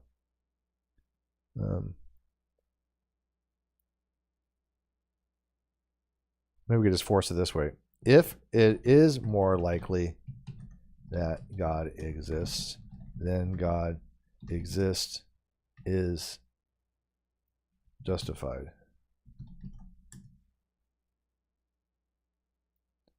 It's smart. It says it does recognize it as conditional. The statement it is more likely that God exists than God exists is justified reflects a conditional statement. However, it's essential to clarify a few points. Probability versus certainty. Okay, got that. Justification and belief. Okay. Well, I'll read these because it's interesting. It says, accessing the probability of God's existence is subjective and awfully deeply personal matter. Different individuals, cultures, and philosophical traditions may assign different probabilities based upon their perspectives, beliefs, and interpretations of evidence or arguments. Justification and belief. Even if someone believes the existence of God is more likely, that doesn't necessarily mean that God's existence is objective, confirmed, or proven. Absolutely. Belief and justification are subjective, but one person's what finds convincing may not be persuasive to another. I agree. I think there are objective justifications, though. Not all are subjective. But I get what it's saying. Theological and philosophical perspectives. The questions of God's existence involves diverse theological and philosophical perspectives, includes arguments for and against the existence of God. People hold a wide range of beliefs, and discussions about the justifications for those beliefs delve into complex philosophical and theological considerations. We're not having any luck here. Oh, you're here. Okay, so let me bring you in. Let me see how this works here. Voila! Can you hear me? I'm showing you. Let's see here. Showing us. There we go. Hey! I can hear you. I can hear you. I can hear you and you're Gary. Gary, I can hear you. Gary, I can hear you. Gary. Oh my God. Gary. Let me mute that. Oh my God. That one I wasn't expecting. Gary, can you hear me?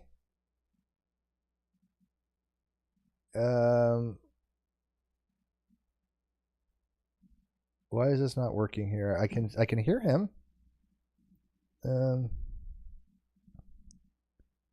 Gary, there we go. Can you hear me? Gary. Okay, he's not moving. This is weird. How does this work? I can see him. Gary?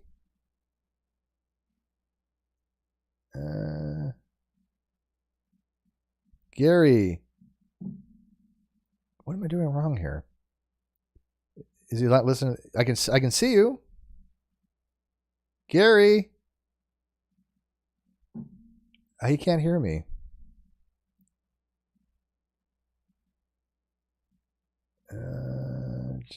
Focusrite audio. No webcam sources selected. Your guest will not be able to see you, but he can't hear me. Hang on. Gary, I can see you and hear you. You can't see me or hear me? That's ChatGPT. You guys can't hear him? No audio video. Can you hear him now? I mean, I can see him on the screen and I can hear him. And we can hear his girlfriend or his wife.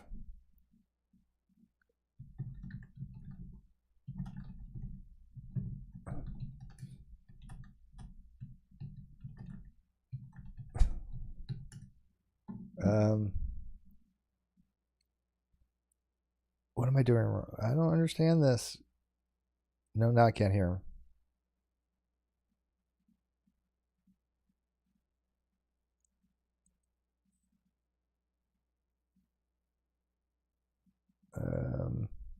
Now I can't hear you. I don't need a webcam source.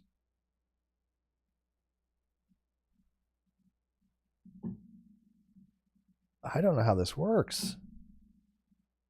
I'm completely lost. No, he says he can't hear me, but see me, but he can't seem to hear me.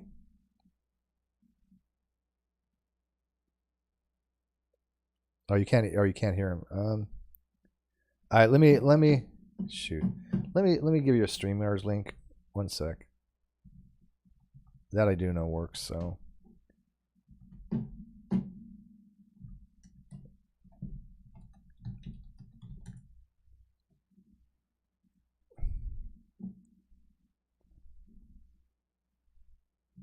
Come in on StreamYards.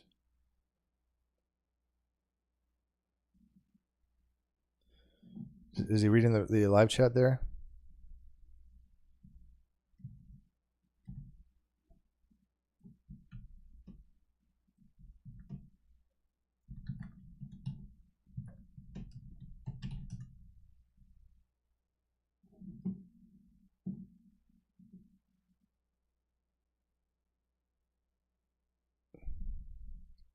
Can you see that message? Yeah, Gary, quit messing around. I mean, I could maybe add a text that he can see here. Let's see, text, add source. Gary, join StreamYards link in live chat. There we go.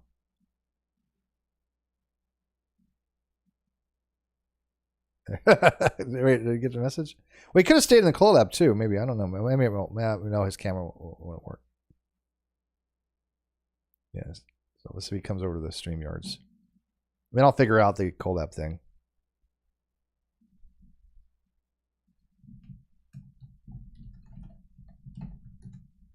Because I can see him.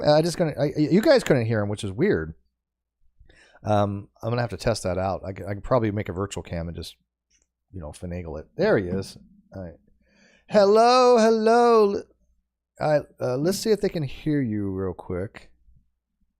Hey, can they hear me? I don't know. Yeah, I think they can.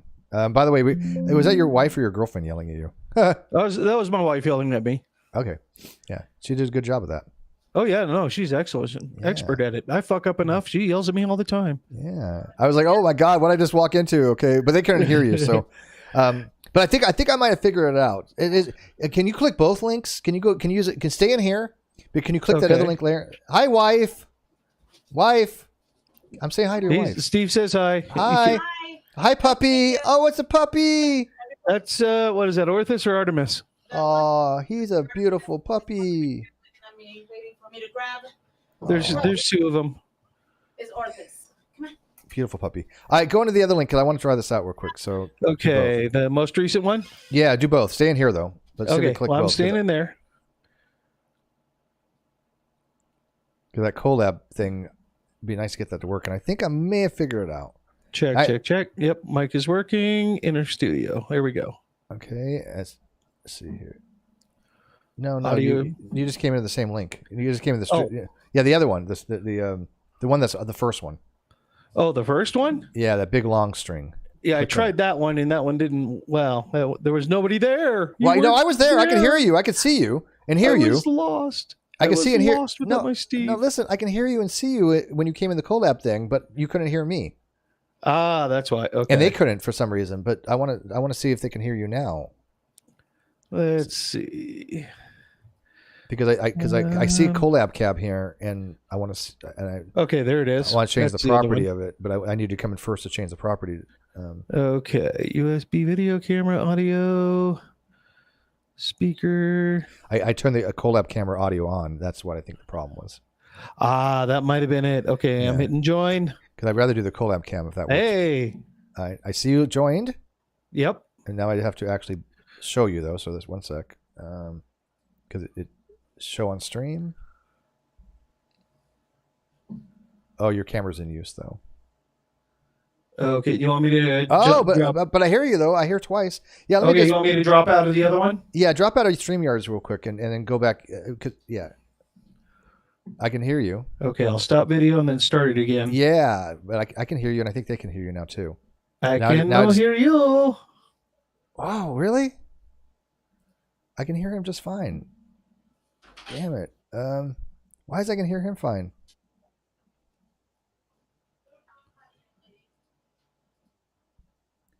Ah.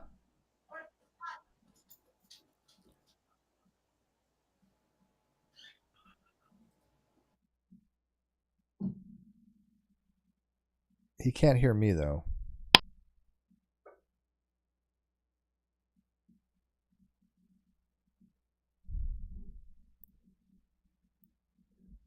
Ah.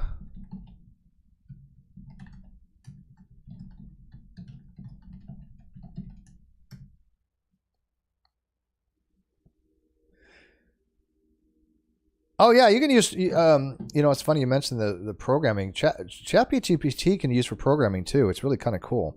Like I can say, write a C+ program that inputs 2 numbers and gives me the product. God dang it.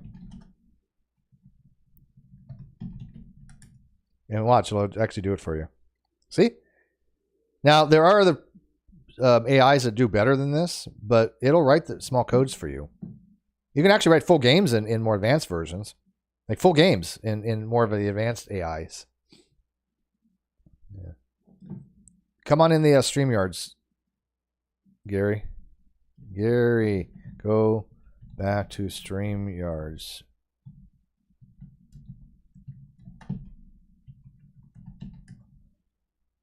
We'll test collab cam later. All right, Autistic Show. Have a good night. Thank you for dropping by as always. Get a good night's sleep tonight. I have a few hours to kill tonight, and tomorrow's Sunday, so. Oh, let me see if he came back to StreamYards. I'm sorry. Yeah, he did. 1 sec. I'll bring you in here in a second. I got you, brother. Okay. All right. Everything's good to go now. So, yeah, I don't know why. I can see and hear you fine, but you can't hear me, and I can't find where to put the audio back I think to. it was one of my settings. Oh, you serious? Yeah, I think it was. Well, it's my audio out was going through HDMI. Oh. And I think that was to the TV. Oh. which So I don't want was to try the again because monitor. I do want to Yeah. figure. I do want to figure out the collab cam, but I'll try it another time. But you think it was on your end? That make more sense because I couldn't figure out what it was on my end. I couldn't do it. Yeah, no, I think it was mine. It's in the settings on the collab, and it just defaults to HDMI. I think because I checked it just as you knocked out. Yeah. And I checked it, and then you knocked me out of this. Of it. I'm wondering. And I was like, crap! I could have fixed it. I'm wondering.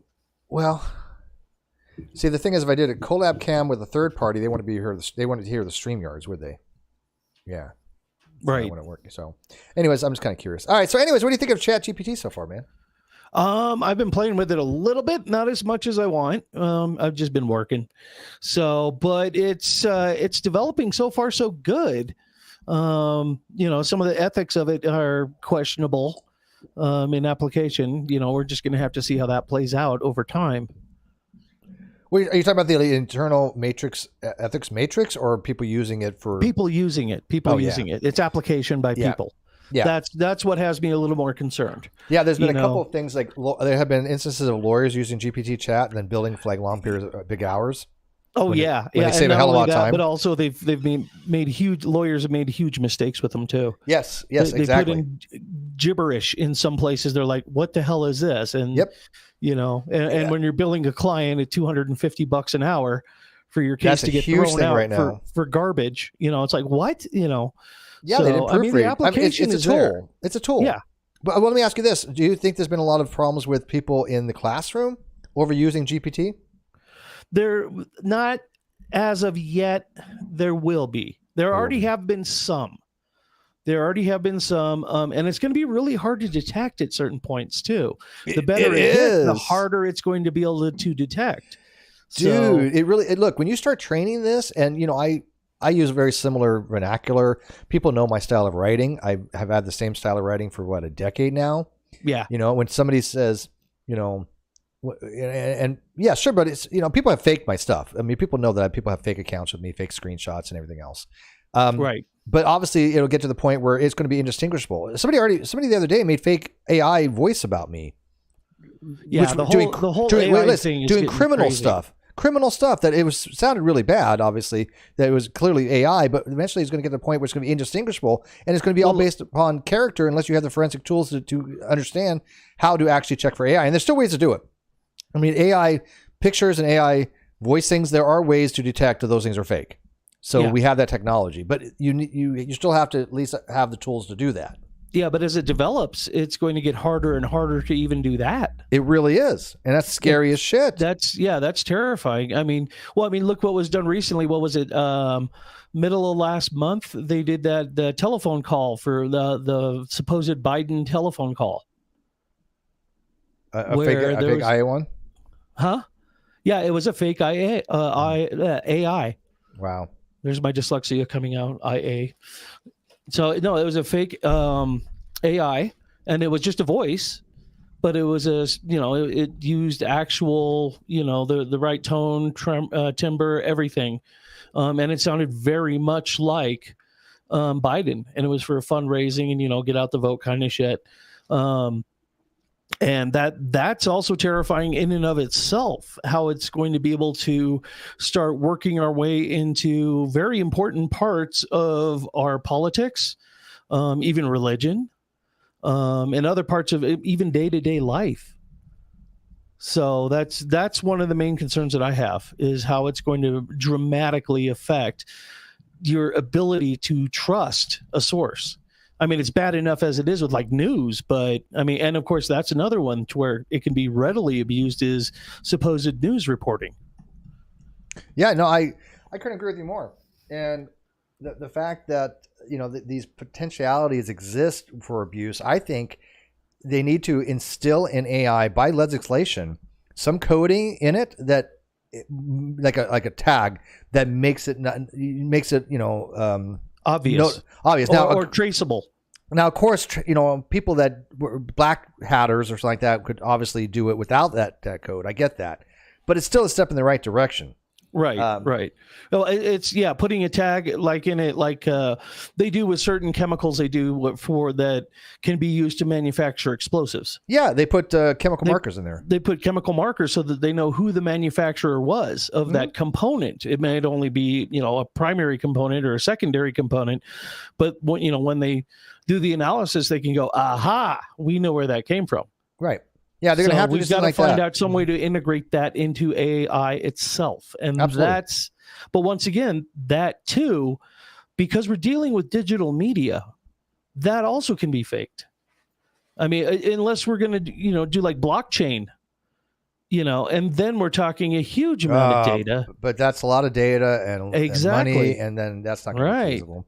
Now, I mean, they might be able to get blockchain technology where, obviously with quantum level stuff, they can do that kind of technology. But the problem with that is, but here's the thing. Also on quantum, you can break any code. That's not exactly. Yeah. It's just, yeah. With quantum computing, we're going to get to a point where, AI is everywhere, and being able to mess with AI and, completely, fake all sorts of stuff. It's going to get very difficult to, have good epistemology when it comes to information. Yeah. Well, why do you think that I harp on critical thinking so much? Now, I asked GPT about me before. Like, I mean, if you type in here, like, who who is Steve McRae. McRae is either going to be me or the ballet guy. Oh, no, see, it's me. So it says, as of last knowledge, updated 2022, Steve McRae is known for his involvement in online discussions and debates, particularly within the realm of philosophy, science, and theism. He is associated with online platforms such as YouTube and Twitter. That's true. Where he's engaged in conversation with individuals representing various perspectives on these topics. Steve McRae has been known for hosting and participating in discussions, debates, and interviews on his YouTube channel and other online platforms. It is worth noting that the information about the individual on the online platforms can change. Blah, blah, blah. But yeah, that's pretty good, right? Yeah, that is. Yeah. That's also another thing is a big thing is privacy concerns. Yeah. But I mean, I'm not a public figure, but I'm public. And once you put something out public, then it is what it is, right? Right. Yeah. Right. But then it's going to be able to dig deeper than what may be readily available. It may find other stuff, because there's that whole wide world of information out there, with all the metadata just surrounding, cookies and where you visit on the internet, your banking records, credit card records, health records, all this, that can be searched as well. Did you read what it says here? I'm gonna have a coronary. I'm gonna have a coronary. I can't take this. Read what it says. Can you read that? Hold on. Reading glasses. I'm getting old. Oh, this is killing me, guys. This is totally wrong, and there's no way to fix it. I mean, like I said, you can't. You can train it on your end, but it doesn't update anything on the server end. And it says, as of my last knowledge, agnostic atheist. Oh, I'm not an agnostic atheist. It's so wrong. What? Oh God. Okay. I've actually argued against agnostic atheism. I know. You and I have argued over it. Has Steve? Yeah, but I'm right. You agree with me now, don't you? Though, I mean, don't you? Don't You're make me always right. You're so right. You're never wrong. Don't make me kick you and block you forever, like Dr. Pritchard, who found my one error in my paper, and I had to block him and swear blood oath never to talk to him again, because he showed an error in my paper. I'm just kidding. But has Steve McRae? Wait. This is what Steve McRae has argued against the usage of agnostic atheism. He is just agnostic. Now, again, it doesn't change anything. It's just locally, but see if it finds any for more information. I appreciate the clarification. Philosophical labors and terminology can sometimes be a matter of personal interpretation and preference, and individuals may use terms differently or emphasize particular aspects of their beliefs. If Steve McRae identifies as agnostic without the additional label of atheism, that provides a more accurate representation of his positions. Okay. Yeah. And it goes into agnostic being an epistemological domain, but whatever. That's trainable. Yeah. It says thanks for the update, but it doesn't actually update. No. Yeah, I've asked it. 15 minutes from now, you type it in again, and it'll give you the same correct error. Yeah. So, what is Steve McRae's argument against the usage of? Now it probably won't update. I don't know when they do an update next. The last one was 2022, but my paper was in 2022, and a lot of my arguments for agnostic atheism, probably have not been in the system.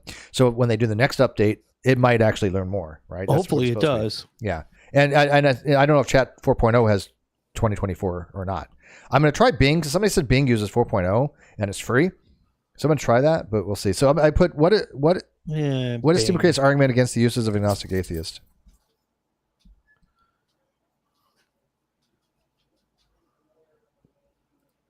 Yeah, so it doesn't really say. It say so. Who is the host of the non sequitur show? Oh, I could say something really horrible right here, but I'm going to refrain myself. I will boot your ass. I will boot you into next year. You'll fly out here and kick my ass in person if I say it. Yeah, I know generally where to find you. I got an unusual set of skills. As my last knowledge update, oh my God, Kyle Curtis was the host. You idiot. You idiot, JPT. You suck. Okay. Yeah, it hasn't been updated. Okay, take it out on the computer, not me. Yeah, I'm going to punch this thing. whatever. Don't break your hand on the monitor, okay? All right, well, let me Monitors are direct expensive, this. Steve. Remember this. I broke one too. I broke a really nice one, and it really hurt. Yeah, I had 3 monitors at one time, and it was my roommates who didn't want it. And it was a high definition, bigger monitor than the used to that I'm using. I have 2 monitors that I use now, and I had set it on the floor, and I had opened my door, and I opened my door right into it and cracked it. Dude, it killed me. It was free. I mean, it just sucked because it was a good monitor. So now, if I ever want to get a third monitor, I have a square monitor, 4.3, aspect monitor, which is not good for gaming. It's really good for programming, maybe, but it's not good for what I do. I need a 16:9. But if I ever bought a new one, then I'm currently using 3. So, but I just go straight for the TVs. I don't even mess around with monitors anymore. Really? Just because 4K. Yeah. So you get good resolution on a TV. Oh yeah, well I've got a really really good video card, so it's 4K. I've got 3 monitor. Well, I got my main monitor in front of me is 4K, and then my 2 side monitors are 1440. Nice.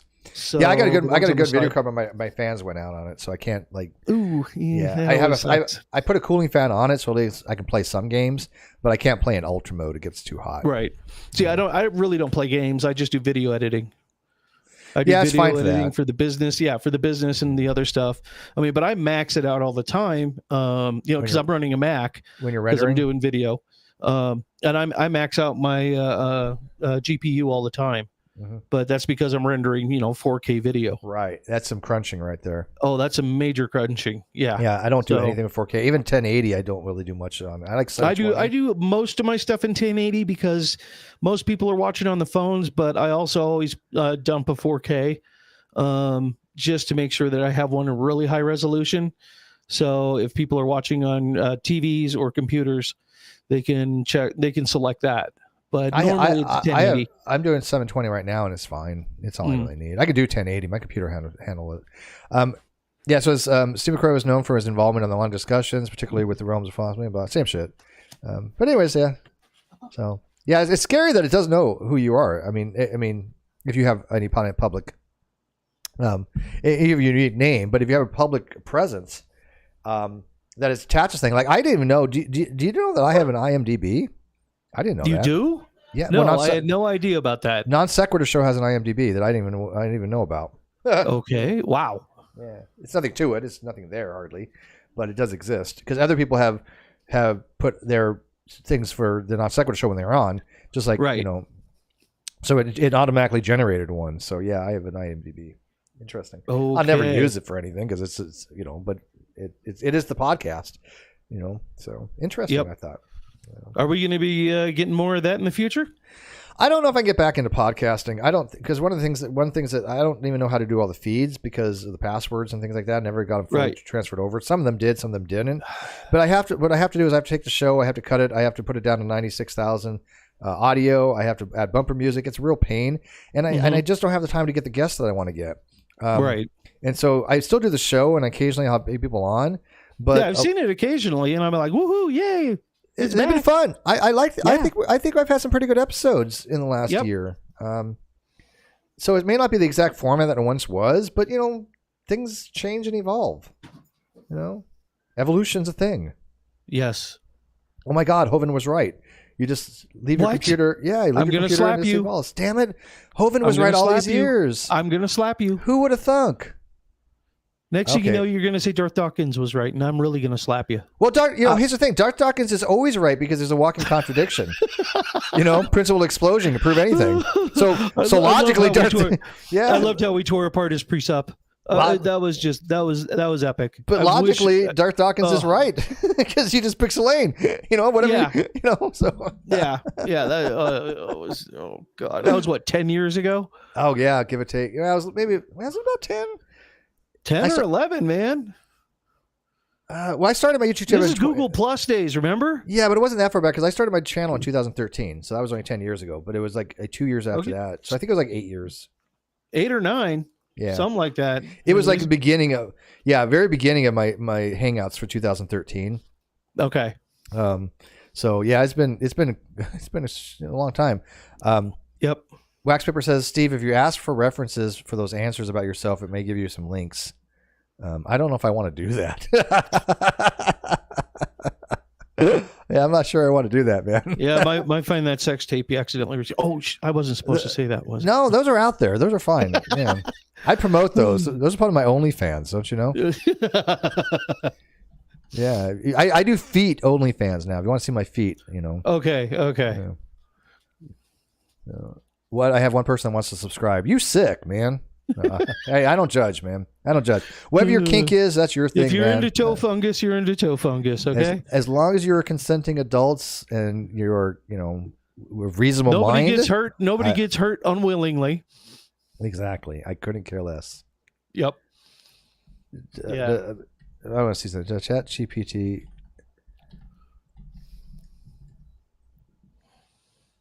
Oh, I just look. Yeah, ChatGPT doesn't even give references, so it doesn't have the ability to. At least not these versions.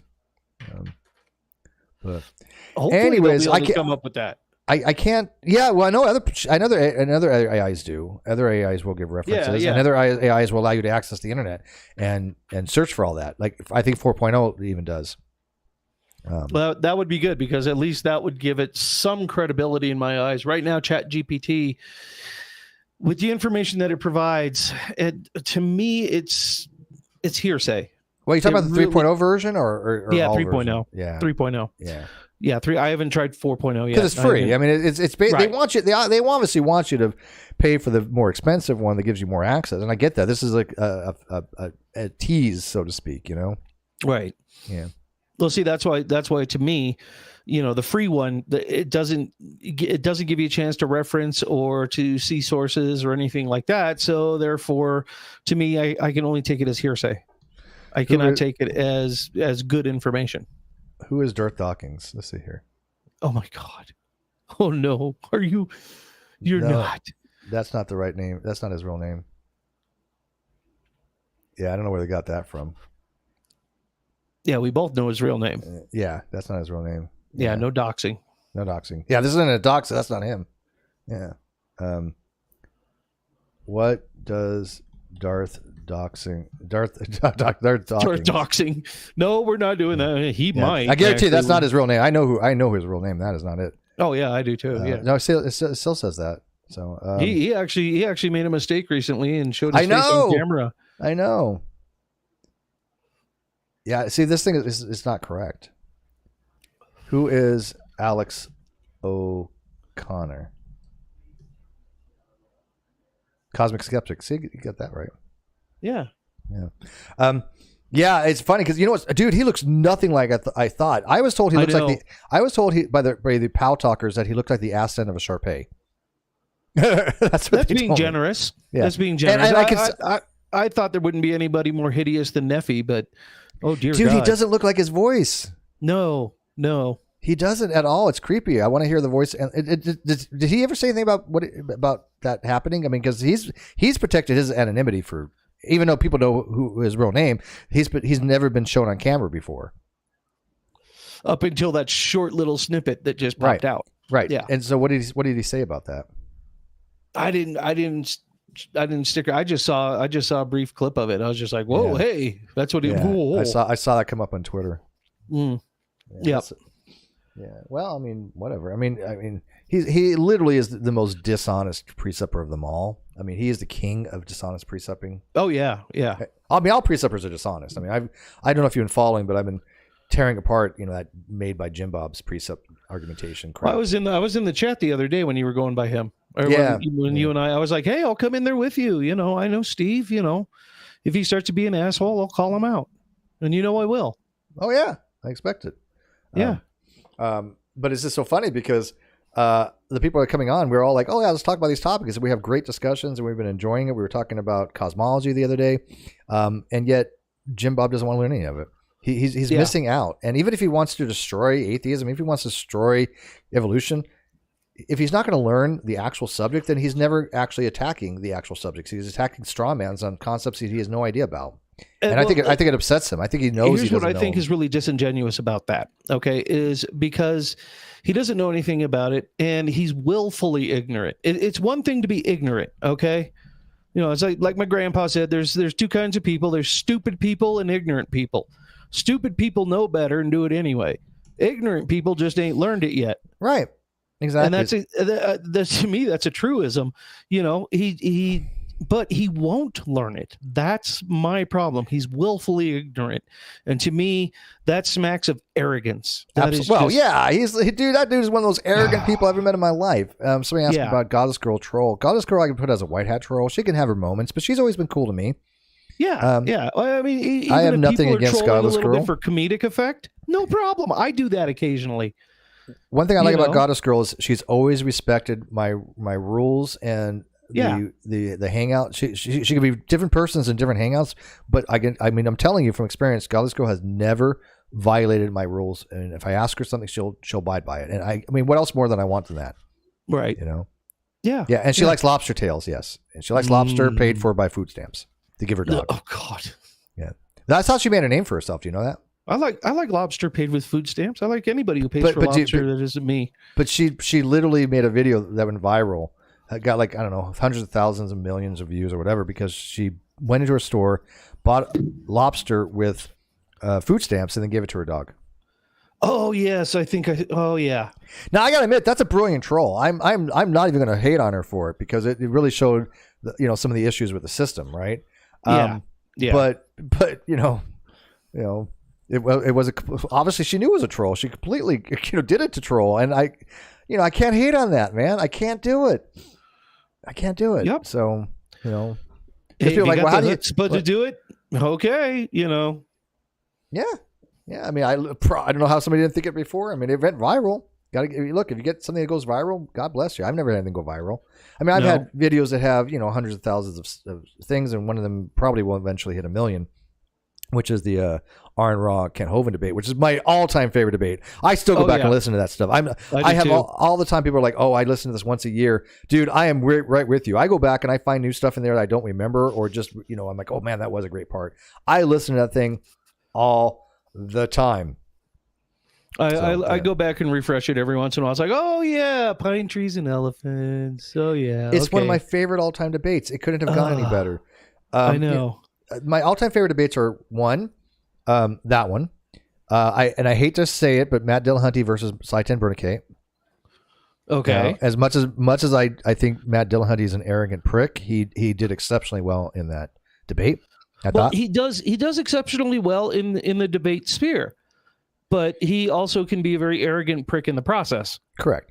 And I look, I still watch him. Here's the funniest thing. When I watched that debate, I didn't know Matt, obviously, and I didn't know Saitan. I wasn't involved in this. And then as I got to know Matt, and Matt's been on the show and stuff like that, I was like, man, this guy really is arrogant. And as I got to know Sai better, Sai became an actual friend. Because I thought, man, this guy Sai, he's just an idiot. And he, don't get me wrong, Precept really is. But I was like, as I got to know him, he's actually a really freaking nice guy. And it taught me something. Just because somebody appears as an idiot on a panel or debate doesn't mean they're not a good person or not a nice person. Just because they hold really, really bad epistemological views doesn't mean that they're a bad person. Correct. And it taught me that. So I've learned a lot over the last 10 years. Now, one of my favorites, this goes back a while, is one where they had Aaron Raw and G-Man. Oh, that was the one that was the debate, or one that had GCAT in it? I think it was GCAT. Okay, that wasn't a debate. That was an after show. Yeah, it was an after show, but that's still one of my favorites because he just went off the freaking walls, man. That was hilarious. I mean, but if you know it, you can totally tell that he's playing it up for the camera. Absolutely. He's totally just playing to the camera at that point.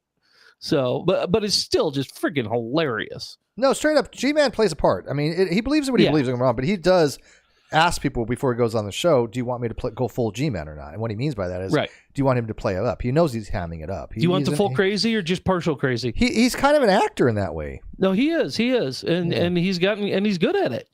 Yeah, he's good at it. But I know that for years. He might actually want to look into doing some amateur drama. But I tell people that and they don't believe me. But I'm like, much in that way. Wow. Yeah, they don't believe in that. It's a character they plays. Although it is him. Don't get me wrong. But the character is an amplified version of him. If that makes sense. Yeah. It's the old Marshall amp turned up to 11. Yep. Oh yeah, turned up to 11. Crank it up to 11. And the other debate I really liked was is the Catholic Church a force for good, and that was with Chris was it was sorry, it was the guy from House Hugh Laurie. Hugh Laurie. Yeah. And the other guy that was that English guy. Was that the no, not Cambridge, Oxford? Was that the Oxford debate? It was an intelligent square debate.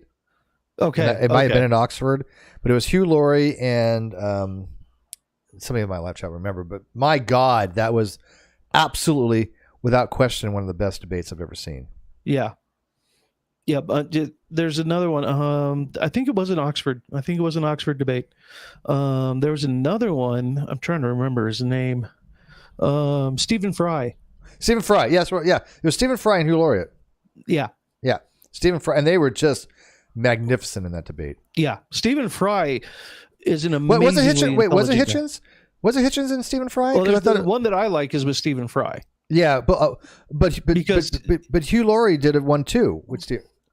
It was I don't think the one that I'm talking about was a Church of Force of Good was with Hitchens and Stephen Fry. I thought it was Stephen Fry and Hugh Laurie. No, I think that might have been Dawkins.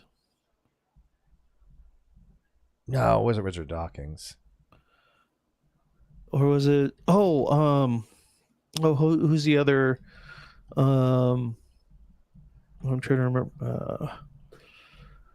I'll remember here in a bit. I'm anyway, thinking here. Wait. I know. Ow! I'm thinking. Ow!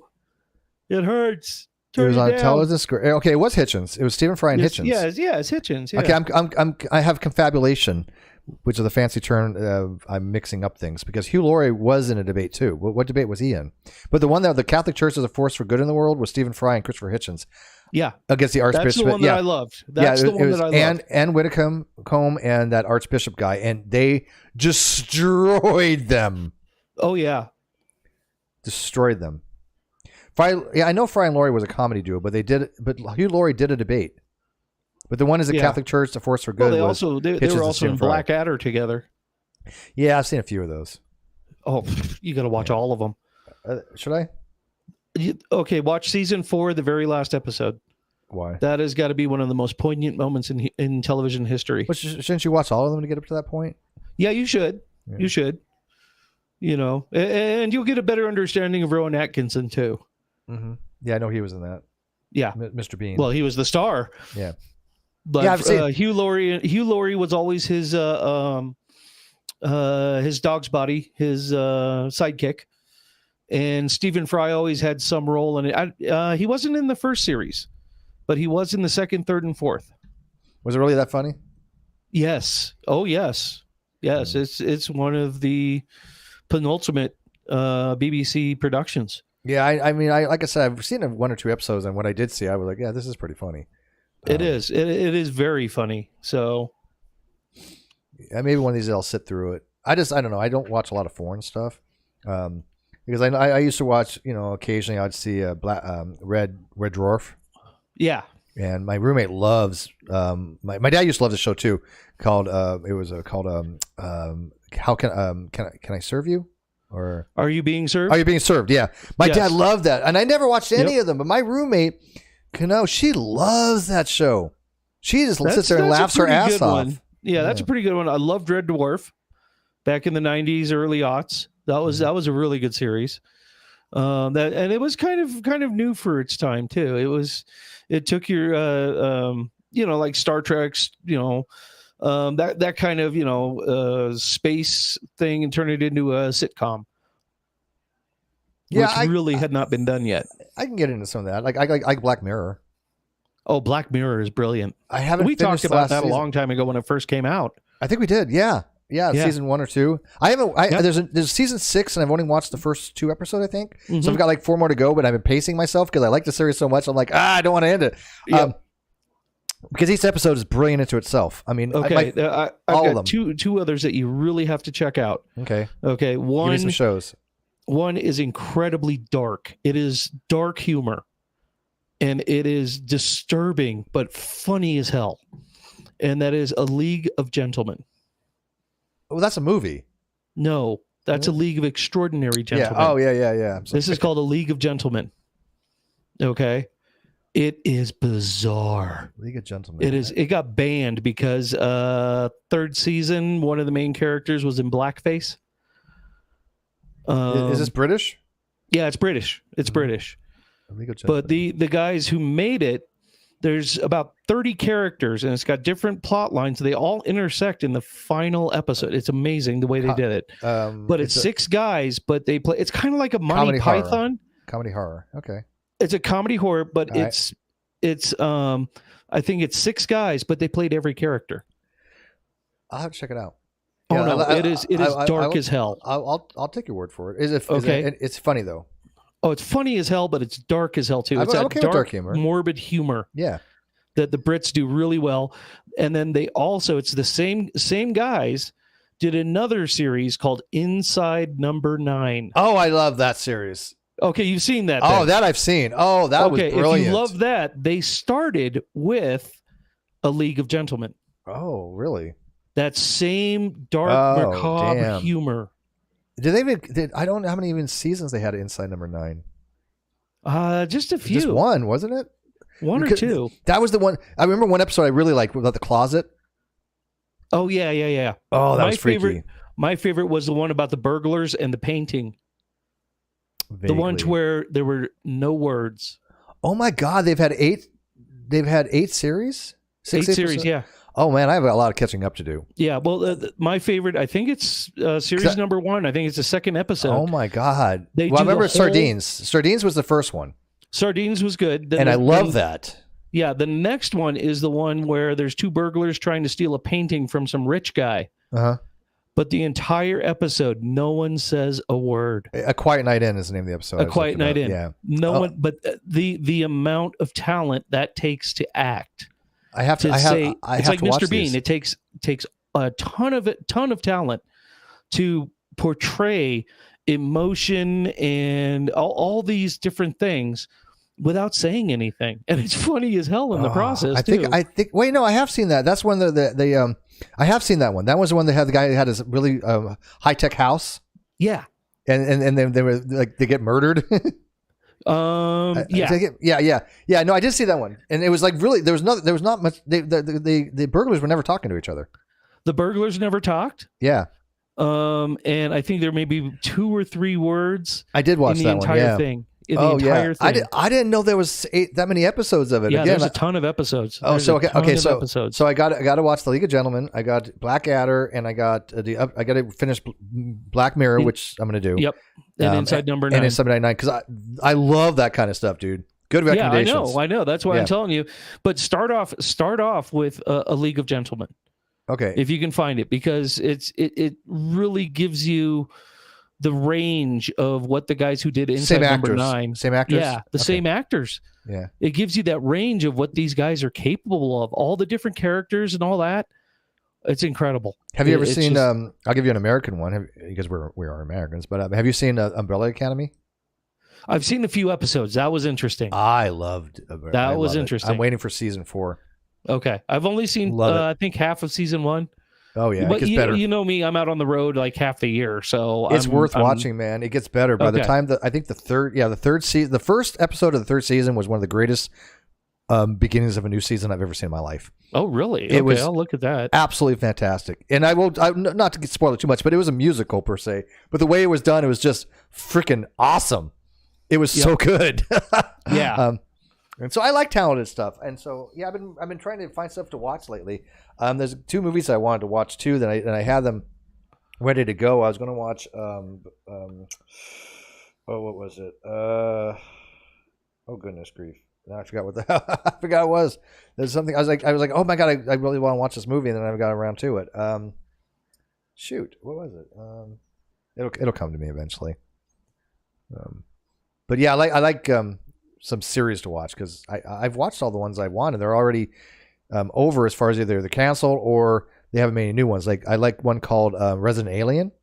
Yep. That's I really just good. recently watched a couple of those, and I was like, "Ooh, So good. that's interesting." So good. Yep. By the way, I'm ignoring my chat. I'm sorry, chat. I've not been paying attention to you guys. Somebody says there's reimagined Battlestar Galactica is one of the best shows ever made. Oh, the reimagined one. Yeah, the that's remake. The remake. Yeah, not the original. Yeah, no, I I like remember both. watching the original when I was a kid. Yeah, same here. That was one of my favorites as a kid. I was like, "Oh, Battlestar Galactica!" Yay! Dude, I grew up with a crush on Athena. Oh, you too? Oh, yeah. Yep. And what was the other one? There was Athena, and there was that Cassiopeia. Yeah, Cassiopeia. She was the one. Yeah, They both. she was the one that did it for me. But Athena, I mean, the dark hair, because I don't remember her name. She was the actress, but she looked amazing in those. Yep. Yeah. Yep.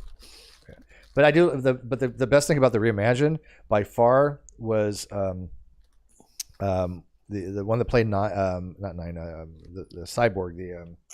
God dang, she was in Lucifer. She played the mom. She's stunning. She was so stunning in that movie, that show. She was like the human cyborg, you know. There are a couple of them. So it's been a while since I've watched it. I haven't, and I didn't watch it all the way through. So that's my curse. Is I get into something and I start watching it, and then I got to go out on the road. Trisha Helfer. Okay. Oh my God, have you seen her? I think so. She is probably one of the all-time greatest. I think I know who you're talking about. She's freaking. She was stunning in her youth, in her 20s and 30s, and I mean, she's got to be like 50 now, maybe. Yeah, she's 49, and she probably looks better now than she even did. I mean, women in their 35s to 50. I am sorry, but they're gorgeous. Like Jerry Hall from Star Trek. Yeah. But yeah, look up Trisha Helfer. Oh my goodness, dude! I mean, she's Tracy Helfer. You guys agree? I mean, I mean, she's like super hot. I mean, she looks so good in the reimagined version of Battlestar Galactica. It's ridiculous, you know. And she was how old was in that? 30 maybe when she did that. That's got to have been 20 years ago. The reimagined Battlestar Galactica. And then what else can I recommend to you? Let's see. As far as series. Have you watched Loki? No, that's super one good. That's one that people have gotten, and I just finished. I just finished rereading Neil Gaiman's book on Norse mythology. So he's a brilliant. That would writer. be interesting, huh? He's a brilliant writer. Oh, he's really good, really good. I think this is the third or fourth time I've read it. Because I was just thinking about Norse mythology the other day, and I'm like, I need to read that again. No, you go ahead. I was just gonna say there was a book that I read in high school, and I could have sworn it was by Neil Gaiman. I could have sworn that was the author, and it was about these two angels that were going through this town, and it's about the coming of the Armageddon and Second Coming and all this other stuff. But there were two angels just talking philosophy as they were in their travels, right? And I cannot remember for the life of me what the hell the book was, and it wasn't Good Omens. No, I don't think it was good. Well, Good Omens was written by Neil Gaiman, wasn't it? Which is, by the way, brilliant too. Good Omens is amazing. Yeah, Good Omens is. Yeah, well, they made it into a series. Yeah, I watched the first one and the second. I watched the movie. Yeah, the movie. That's what I'm thinking of. Yeah, and then they made it into a series. And the first series was great. The second one, not as good as the first, but good. But what was the name of the? But I would never remember the name of the book though, and I'm thinking to myself, I know I read the book, and I just can't think what it was, but I'm sure it was Neil Gaiman, and I really liked it. Mm-hmm. I mean, he wrote a lot of stuff, and he also wrote a lot of the Doctor Who episodes too. Yeah. Oh yeah. No, a ton of them. Yeah. A ton of them. That's why I like his style. Didn't he also write Odin? Not Odin. American Gods. Yes, I believe he did. I think it might be based on his books. That was so but good I too. I think American Gods was I think they basically used his books for reference. I think that was written by someone else. I just closed my ChatGPT, but who Yep. wrote American Gods? Neil That Gaiman. was Huh? Was it? Yeah. Oh Yeah. wow. Okay, I just thought Yeah. that he was the influence for I it. but I guess hope they not. make another season of it. I really do, because they have so much. There's still a lot of potential there. You Well, know? they make a lot of good series and then they cut them short. Oh yeah, rule of thumb is if really I like the pisses me series, off. they cancel it. Yeah, that's the rule of thumb. Yeah, Oh, it's great. Okay, we'll cancel it. You bastards. I've had so many shows Firefly, that- right? Well, that Stargate okay. Universe. Just stop It's- with Firefly. That just nobody was ever going to get over that. No, that was a great friggin' series, and they had to screw it up by saying, "Okay, we're canceling it." Dumbest mistake Fox Ever. Network ever made. Yeah, Yeah, I mean, it's just that hurts me. You know, Uh-huh. that hurts Firefly. You know, because I was a huge Baccarin fan. yeah. She is, oh my god, yeah. Well, it's not just her. I mean, just everything in that series was just freaking fantastic. And they cancel it. What was the other one? The one that River, the actress played River. She's amazing too. Her name's on the tip of my tongue. Yeah. Well, regardless, it's they get something great and they cancel it. They fuck it up. They always do. It's why. I like when Summer Glau. That's her name. Summer Glau. Okay. Yeah, she was. I like so when awesome. Futurama came back, and they made fun of all the executives. Torbo's executive powder. Yeah, grind up the executives who keep canceling all this really cool shit. Right.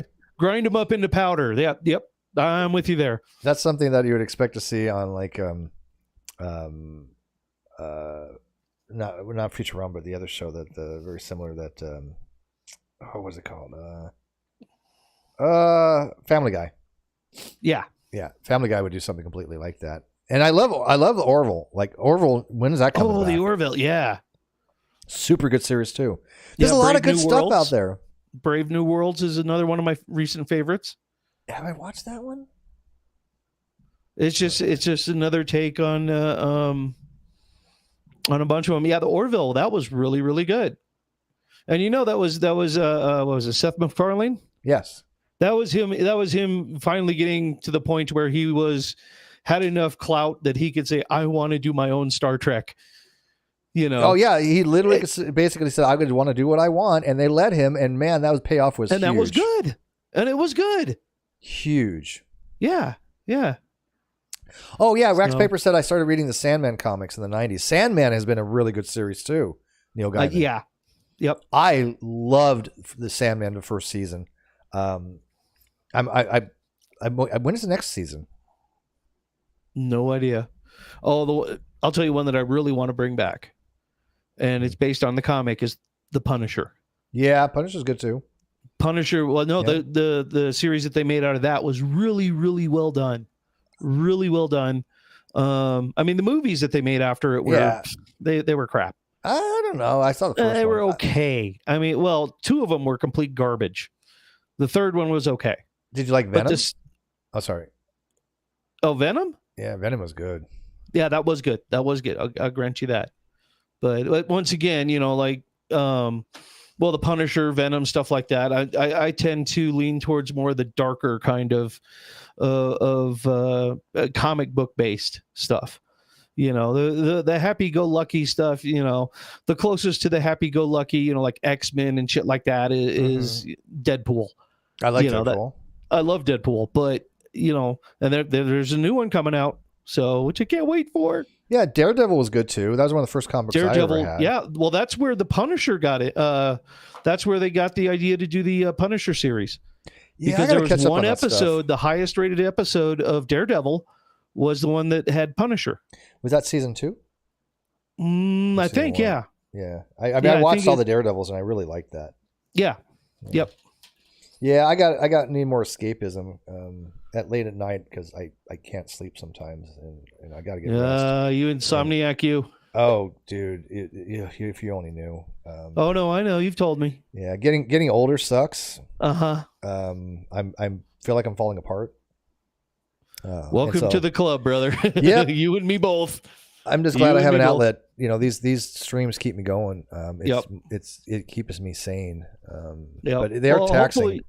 Hopefully this summer I'll get a chance to come on out, and when I'm in LA, on my way out of LA, I think it'll probably be what is it, May or June, whenever Electric Daisy Carnival is, EDC in Las Vegas, because I got to drive home to Colorado from LA. Yeah, well, if you drive through the I-10, I'm down that area. I know where you are. You've told me. I moved. Yeah, I know where you are. Don't worry. Okay. What I was going to do is I was just going to go through Riverside and go east. Okay. Go east that way. Yeah. And then, because doing the I-15 from LA to Vegas during that time is hell. Oh, yeah. It is the worst. I mean, the traffic, you're doing 40 miles an hour and then 10 and then 70 and then 15. It sucks. Last time I did that, I got on the I-40 at Barstow, and I just split off. And I'm just like, nope, I'm out of here. I can't deal with this. And then I went all the way until I could hit, I went all the way to New Mexico. I was just like, I can't deal with that I hate stop and go traffic. Yeah, well, on the interstate though, too. Right. Which is what sucks. Yeah. So what I'll do is I'll just do the same thing, except I'll just go out by way of I-10. How much more worse do you think it's going to be when they have electric cars? Oh, I know. Now that's a consideration. Back on the subject of this, ChatGPT or AI. Now, all the developments with AI and like what is it? The ones that are around San Francisco, those cars? You mean the self-driving cars? Self-driving, yeah, the self-driving. Yeah. Now, how is AI going to assist in that? How, once that starts getting integrated even more? It's an ethical thing, and I think it's going to be based on the preference of the driver. Put more preference on the occupants or the because again, it has to emulate human behavior. Right, exactly. That's one thing that I'm wondering, because ChatGPT is starting to emulate it, and then AI is starting to emulate it as well. I'm not a fan of self-driving cars. I don't think it's a good idea at all. Well, not at our current level of technology. Yeah, at least until they're perfected, and then everything will be probably self-driving. By the way, what happened to your camera? Was that mine or yours? Oh, it's mine. My battery died. Oh. Well, Sorry. yeah, it's okay. I'm using a GoPro. I'm probably gonna be ending this soon. Because I'm fading. Somebody said Luke Cage, that was good. Jessica Jones was good. I didn't really get into the second season of Jessica Jones. I got quarter way into it, and I kind of dropped it. I have to finish it. But first season of Jessica Jones with David Tennant was absolutely magnificent. So brilliant. Right. But I think tonight Waymo, that's the one. Sorry, Wax Paper put in the chat Waymo. What's that? The self-driving cars in San Francisco. Oh, I gotcha. I almost got hit by one, so I don't trust. Yeah, I think they're not ready for being on the road yet. No. They're a long ways off still. But what do I want to watch tonight? If I don't think I want to start Blackadder or League of Gentlemen yet, and I think I want to just maybe finish Black Mirror and then crash because it's getting late here. Whatever you decide to enjoy. Yeah, I've got to get back to work. I'm busy setting up my new fractional column for my still. Let's see, season 6. Which one did I leave off on? I know I watched Jonah's Awful, which is really good. Lock Henry, I saw. Beyond the Sea, yeah, I saw that one.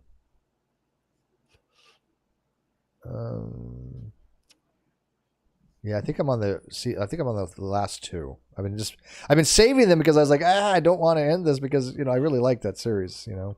Right. I don't think I saw Maisie Day. Did I? Wait. I think I did see it. Shoot. Well, you've got up quite a bit. More than I have, I think. I think it was the last one I didn't see. Demon 79 I haven't caught up. The very last one of the season 6. Yeah. That one I didn't see yet. But I'll probably finish that, and then I'll probably start... you really think I should watch League of Gentlemen before I start number 9 again? Yes. Watch League of Gentlemen before you continue on Inside number 9. All right. I'll take your word for it. You'll really Sounds good. have a greater understanding and a deeper appreciation for Inside number 9 when you do that. I will take your word for it. Okay. All right. Sounds good, Garrett. I appreciate it, man. Be safe as always. Yeah, you too. And hopefully I'll be able to come see you this summer. That'd be nice. So yeah, we'll go hang out and I'll bring you a bottle of whiskey. Oh, I could use that, dude. All right, man. Okay. All right, you take care. I'm out of here. Me too. Good night. All right, guys. Thanks for watching this, man. This was fun. This was took a direction away from the ChatGPT, but that's okay. That's what I usually do at these hangouts. But I thought the ChatGPT thing was fun. We're gonna have to do that again.